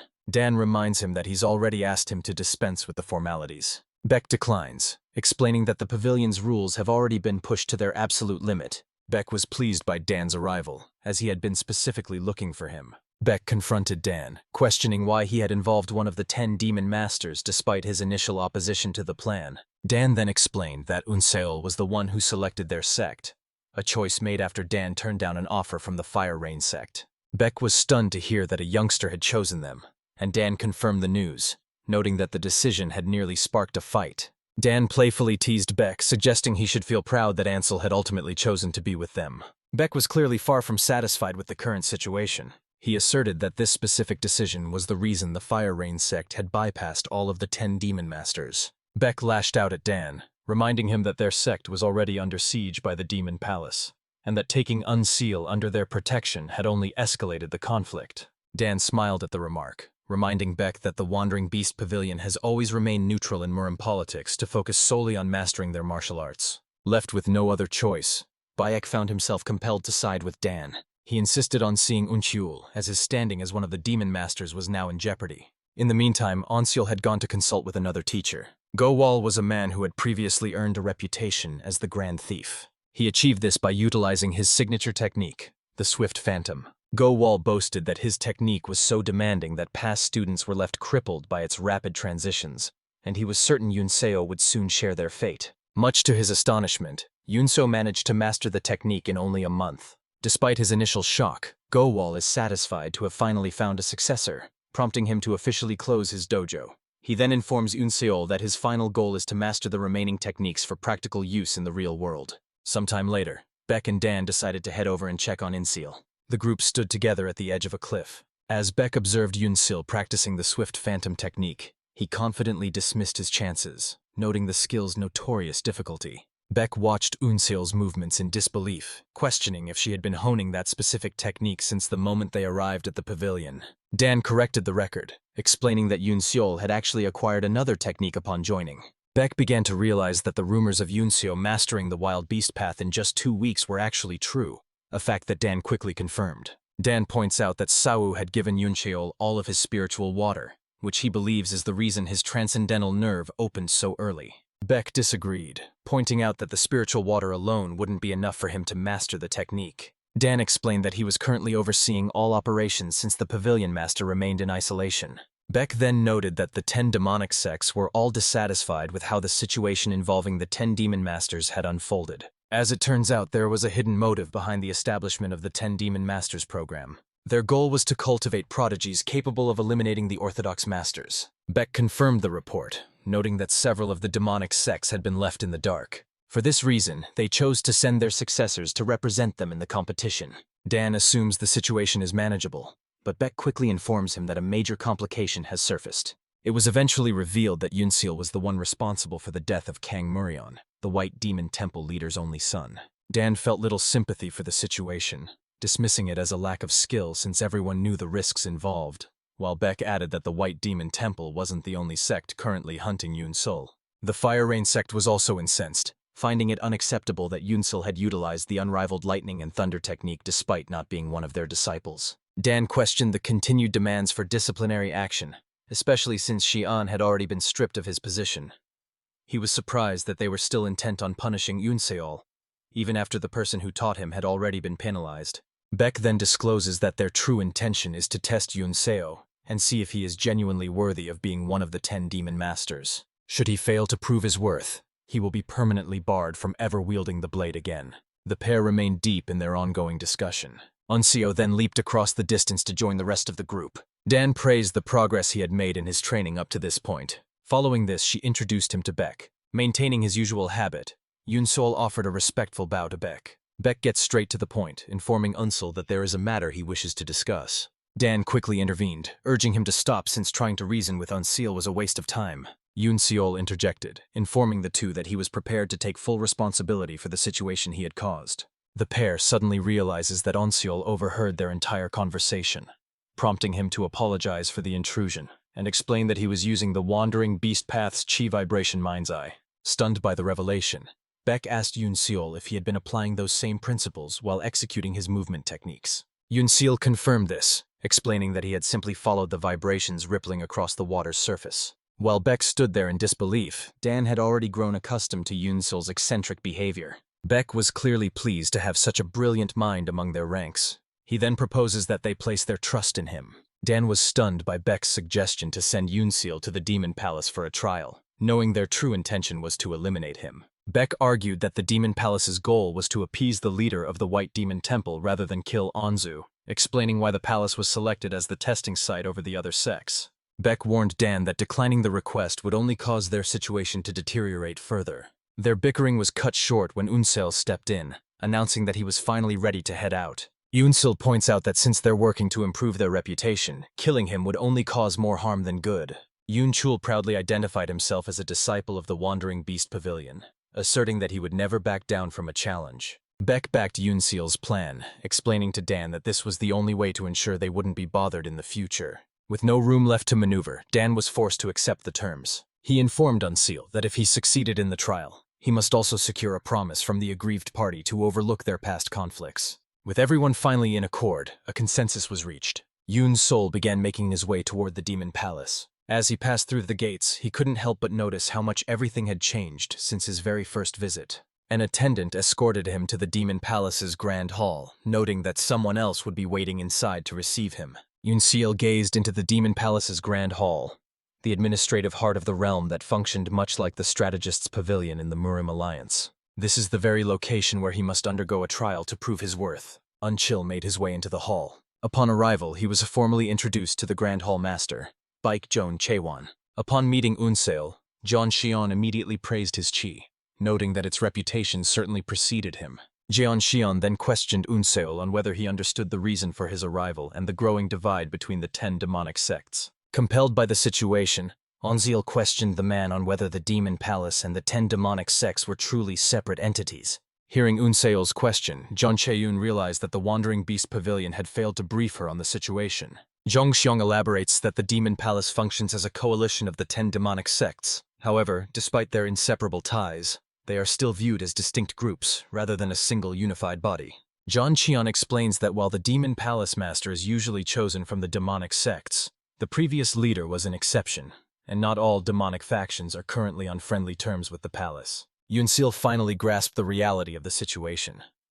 While the two entities were merely cooperating, many other demonic sects still harbored a deep resentment toward the Demon Palace. Zhongshan reveals that the 10 Demon Masters' plan was never about selecting successors for the 10 demonic sects, but rather cultivating warriors meant to eliminate the orthodox martial masters. Ultimately, the 10 Demon Masters competition was a calculated scheme by the Demon Palace to eliminate the high-ranking members of the Orthodox Murim Alliance. Initially, the 10 demonic sects rejected the plan, but relentless pressure from the Demon Palace eventually forced them to comply and send their disciples. The loss of several disciples during the competition, tied directly to Yunseol's actions, has left the Demon Palace in a compromising position.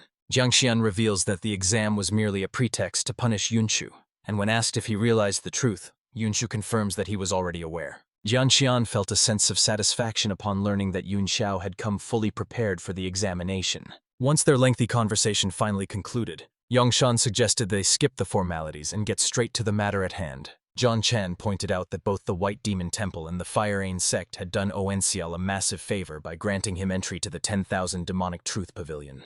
Yunsul finds herself in a hall filled with archives, all of which are available for her to examine. Jiangxian presents him with a golden plaque for hall access, though it only permits entry to the first and lowest of the building's 3 floors. Despite its status, said hall houses nearly 25,000 martial arts manuals, a resource Zhongshan believes will give Unchul a significant edge. Essentially, they are granting Unseal this favor to safeguard their reputation, banking on the fact that he is unlikely to pass the exam. After explaining all of this to him, Zhongshan explained that the exam required him to withstand 5 strikes from a martial master handpicked by the White Demon Temple. Zhang Qian discloses that the head instructor stepped down from his role specifically to ensure Yunsul's advancement in the competition. When Zhongshan questioned his motives, he simply replied that the truth would reveal itself soon enough. As the upcoming exam drew near, Zhongshan expressed his anticipation to see the head instructor's true intentions revealed. With the plaque now in his possession, Unso entered the lobby and crossed paths with Jingak. Onseol was taken aback to find Jingak present within the Demon Palace. Jingak reveals his extensive influence within the Grand Hall, explaining that he previously served as the head instructor's assistant on Hell Island, while filling in for the master during the competition. Jingak's gaze then shifted to the plaque in Onseol's hand. This prompted him to ask if Yoon Sol was visiting the Truth Pavilion for the exam, which the young man confirmed. Acknowledging their past relationship as teacher and student, Jingak decided to offer Yoon Seol a single piece of advice. Jingak warned him that the Jianghu is a treacherous place where no act of kindness is truly selfless, as every gesture typically masks a hidden agenda or a calculated scheme. With his explanation complete, Jingak turned his attention toward Unseol. He entrusted him to find an opportunity even in the face of danger, adding a cryptic parable about how trees must grow from their roots. Yoon Seol expressed her gratitude to Jin Guk for the advice he provided. Jin offered his support, letting him know that he was rooting for his success. Shortly after, Yoon Seo reached the 10,000 Demonic Truth Pavilion, an impressively massive structure. As soon as you step inside, it becomes clear that this is no ordinary library. He was stunned to discover that every single book in the room was a manual for martial arts techniques. After walking for several minutes, it became clear to both Yu and Shul that they had fallen into a trap. Despite being surrounded by secret techniques, he realized that mastering them in a single day was impossible, and attempting to do so would only waste time, likely exactly what his enemies intended. He recognized that the Fire Rain sect and the White Demon Temple were deliberately attempting to break his focus. Unseal realized that his primary responsibility was to remain focused and unwavering. In that moment, Yunseal recalled Jingak's earlier words about how trees must grow from their roots. In an instant, he finally understands exactly what his next move should be. Unsol began circling the building's perimeter. Eventually, he manages to track down a book detailing the Wandering Beast reversal technique. This particular volume originated from the Wandering Beast Pavilion. Filled with anticipation, Unsol eagerly opened the book. However, he was completely caught off guard by what he discovered inside. Once his grace period concluded, the day of the exam finally arrived. Unsol stepped onto the arena floor to begin his examination. There, an elder approaches and begins to speak with him. The exam was overseen by the supervisor Gok Gyobong. Yu Unseong, a member of the Fire Rain Sword Sect, was also present at the scene. Also in attendance was Nyonggak, representing the Wandering Beast Pavilion. Finally, the last individual is Gogun Pyong, a representative of the White Demon Temple. Gokdel reveals that the White Temple intends to put his skills to the test as one of the 10 Demon Masters. Gok then turned to the representatives of the Fire Rain Sect and the White Demon Temple, inquiring if they would truly set aside their animosity should Yunseo succeed in the trial. The two representatives eagerly informed the GOC that the past could never be restored if Yunseo successfully survived the trial. With a consensus reached, the GOC officially announced the start of the trial. Go made his way out into the arena. He challenged Unseo to either withstand or deflect 5 of his upcoming attacks. Before heading out for the examination, he proceeded to issue a direct command for Yunseol's execution. Concerned with the Wandering Beast Pavilion's reputation, Go plans to sever Yunseo's arms by the 5th move.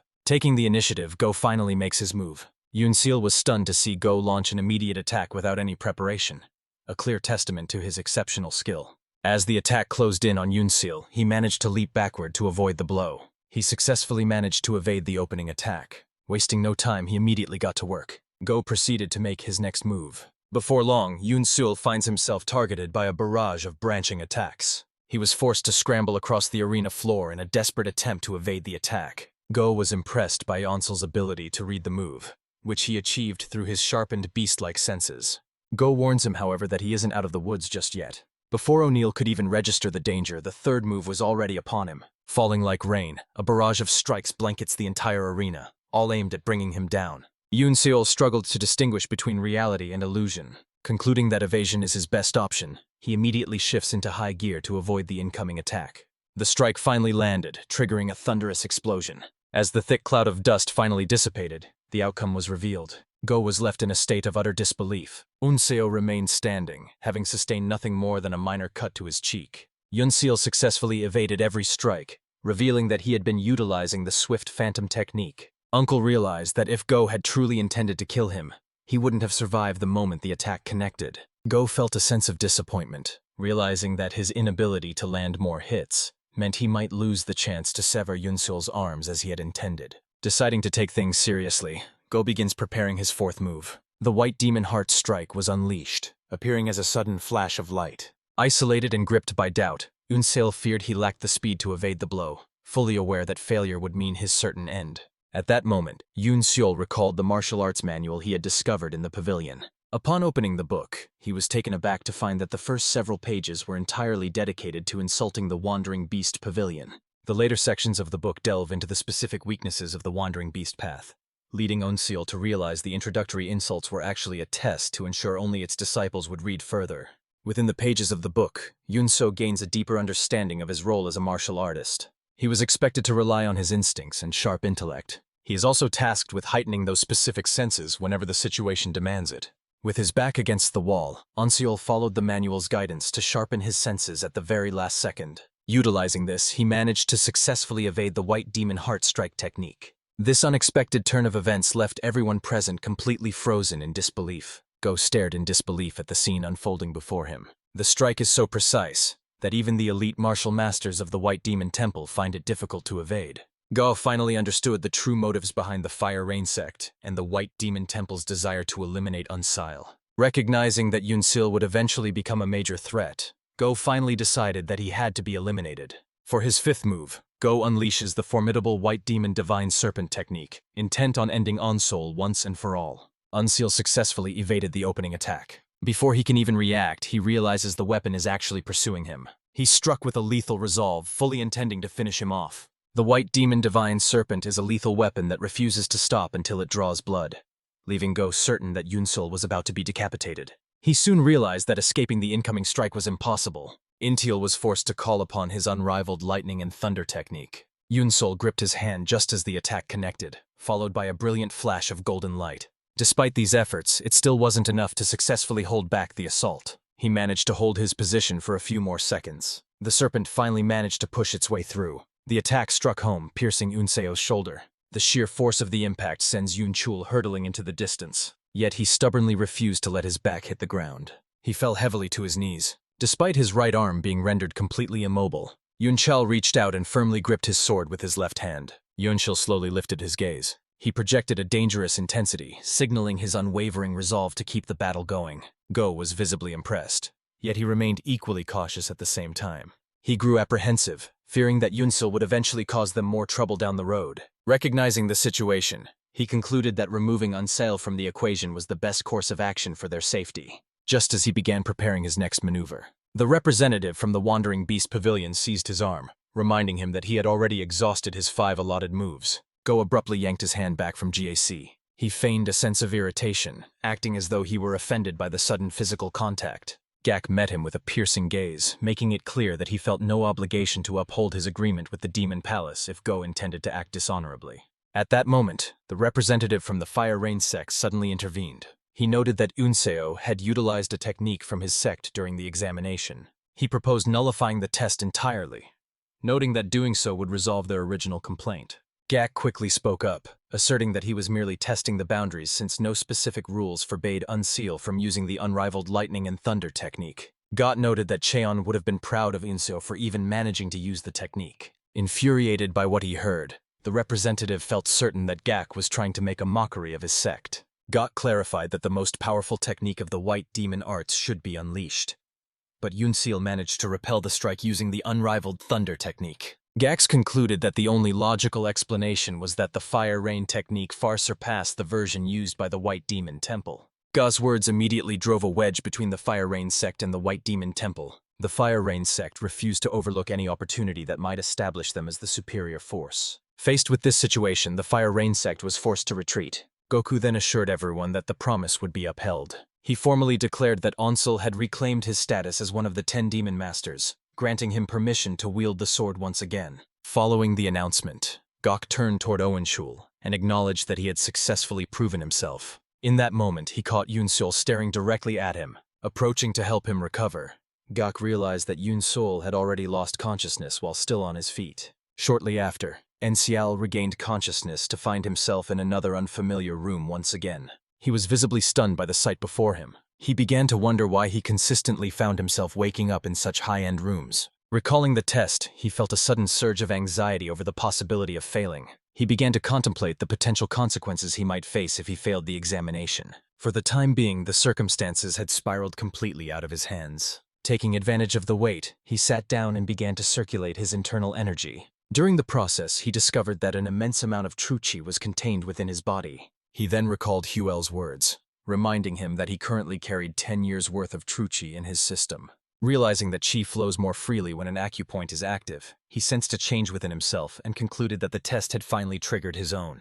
Before he could even process what was happening, Onseal successfully advanced to the 3rd level of the reverse polarity cultivation technique. This particular realm grants complete immunity to both fire and water. Yunshul was right in the middle of his task when an attendant suddenly stepped into the room. She then informed him that he was currently staying in the Demon Gathering Pavilion. This location serves as the residence of the Elder Pavilion Master.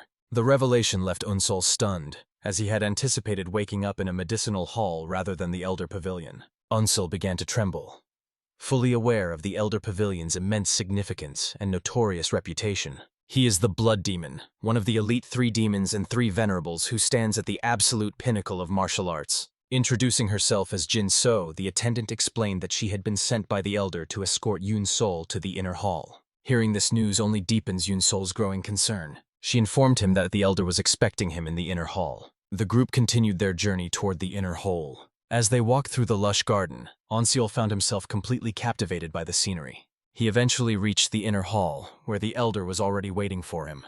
The Elder proceeded to serve him a cup of tea. She then offered her congratulations for his success in passing the entrance exams for both the Fire Rain sect and the White Demon Temple. Yunseo expressed his sincere gratitude to the Elder for his kind intentions. Once the tea had been finished, the scene continued. The Elder inquired about his thoughts on the flavor of the tea. Yunseol responds candidly, admitting that since he lacks expertise in the tea trade, he isn't able to provide a definitive opinion. The Elder sought to gain a deeper understanding of Unseal. Before proceeding any further, he introduced himself as Jaok Bong. Onseol sat in stunned silence, struggling to grasp that he was face to face with the demon who had once laid waste to Zhonghu and its many orthodox martial masters. Ansel realized that without prior knowledge, he likely wouldn't have recognized the elderly man. Once he finished offering his greetings, the old man remarked that he wasn't exactly what the rumors had led him to expect. Despite starting his martial arts journey late, Yun Seo possesses a remarkably flexible physique and a strong reservoir of inner energy. Ansel explains that his grandfather had trained him in proper breathing techniques throughout his childhood.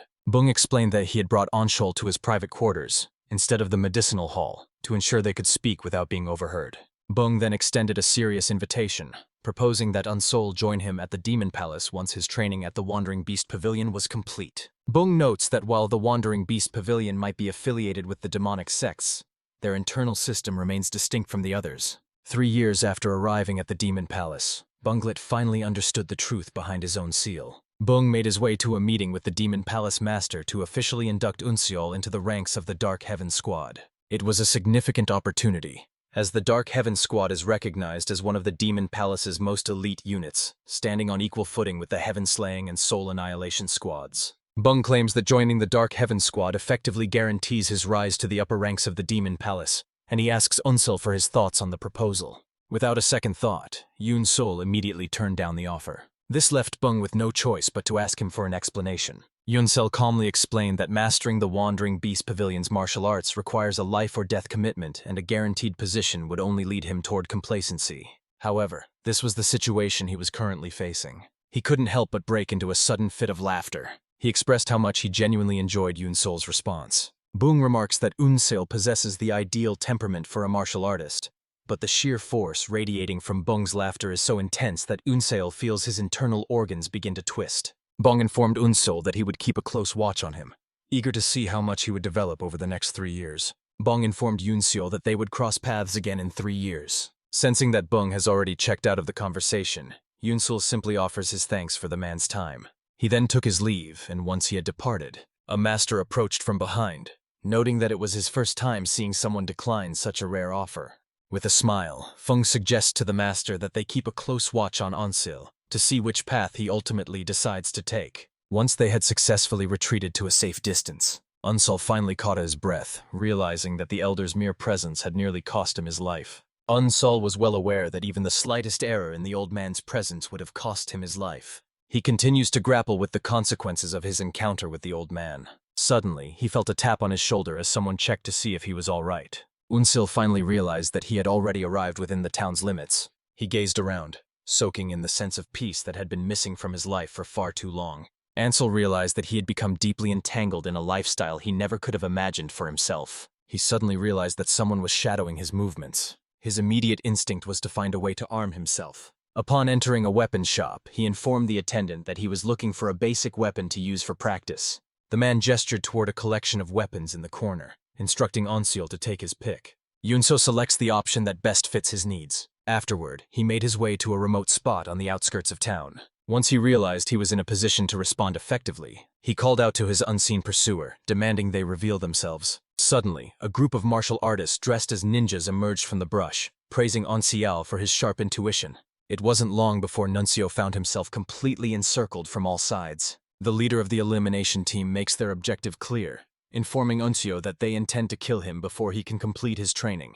He maintained his signature cool, appearing as unbothered as ever. Onseol informed the assassins that he didn't recognize them, and since he had no desire to take their lives, he urged them to walk away. The assassins countered boldly, declaring that Yun Sol was actually the one on the brink of death. Seeing that the assassins refused to yield, Yun Shul decides to communicate using the only method they truly understand: violence. He drew his blade from its scabbard, readying himself for the fight. The assassins, however, remain convinced that he is still no match for them. The assassins reacted instantly, shifting into their tactical positions. Onseol quickly found himself encircled by enemies who were all preparing to strike at once. Unseol chose to exercise restraint, deciding it was best not to act on impulse. Before he could even react, they had already swarmed him. He was determined to tear the head right off the shoulders. Yunseol successfully held her ground against the initial wave of the assault. He soon realized the assassins were perfectly synchronized, maintaining a relentless pace that left no room for rest between their strikes. He notes their flawless synchronization, realizing this level of coordination could only come from years of fighting together as a unit. Despite their remarkable synergy, Yunseo's wild beast senses allowed him to uncover a hidden truth. He noted that their abilities were far from uniform, leaving significant gaps in their collective skill set. Believing he could use this to his advantage, he acted on the opportunity without a moment's hesitation. Before they could even react, he had already managed to take one of them down. The Wundang sect assassins were left stunned when Yunseol managed to decipher their movements, as they had assumed their intricate attack patterns were far beyond his level of understanding. The assassins began to speculate whether the Demon Palace had started instructing its masters on how to dismantle orthodox formations. Refusing to yield, the commander shouted for his unit to transition into their third formation. Unbeknownst to the group, Onseol wasn't actually relying on their formations or movement patterns to track them. Despite the obvious gap in their abilities, they charged toward him. Just as he did before, Onseol swiftly cuts down two more opponents. The assassins were thrown into a panic, having never expected Onseol to possess such high-level sword techniques. Onseol then clarified the situation, informing them that he wasn't actually employing martial arts during their confrontation. He explains that what they are witnessing is simply his desperate fight to stay alive. Ayunseo notes that the assassins are failing due to their overconfidence, whereas he is prevailing because he's fighting with his life on the line. The leader of the elimination team began to tremble, his confidence shaken as he realized they were no longer the ones acting as the predators.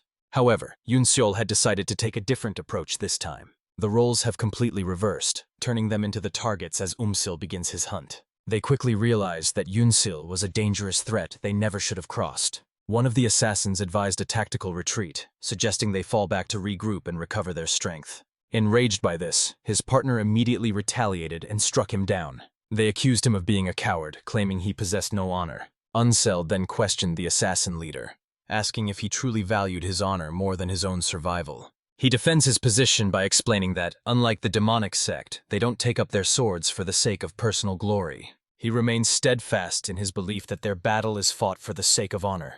This turn of events understandably infuriated Unsville. He recalled the somber image of his father lying in a coffin. He intensified his pursuit, hunting down the assassins with even more determination than before. Yoon Seol moved with such blinding speed that the assassin leader didn't even register his presence until after he and his entire team had been struck down. After crashing to the ground, the assassin revealed that Onseol had officially become one of the demons. He began hurling insults, even going so far as to curse Yoon Sol in the afterlife. Aun Seol remains completely unbothered, as his opponents are the ones left lying in the dirt while he remains standing. Even after leaving Hell Island behind, Unsol was stunned to find that he was still being compelled to take lives. This served as a harsh reminder that he was trapped in a violent world with no way out. He remains unbothered, viewing this as the inevitable price he must pay for seeking vengeance. At that moment, a carriage pulled up to the scene. Beck emerged from this carriage, appearing quite satisfied with the sight before him.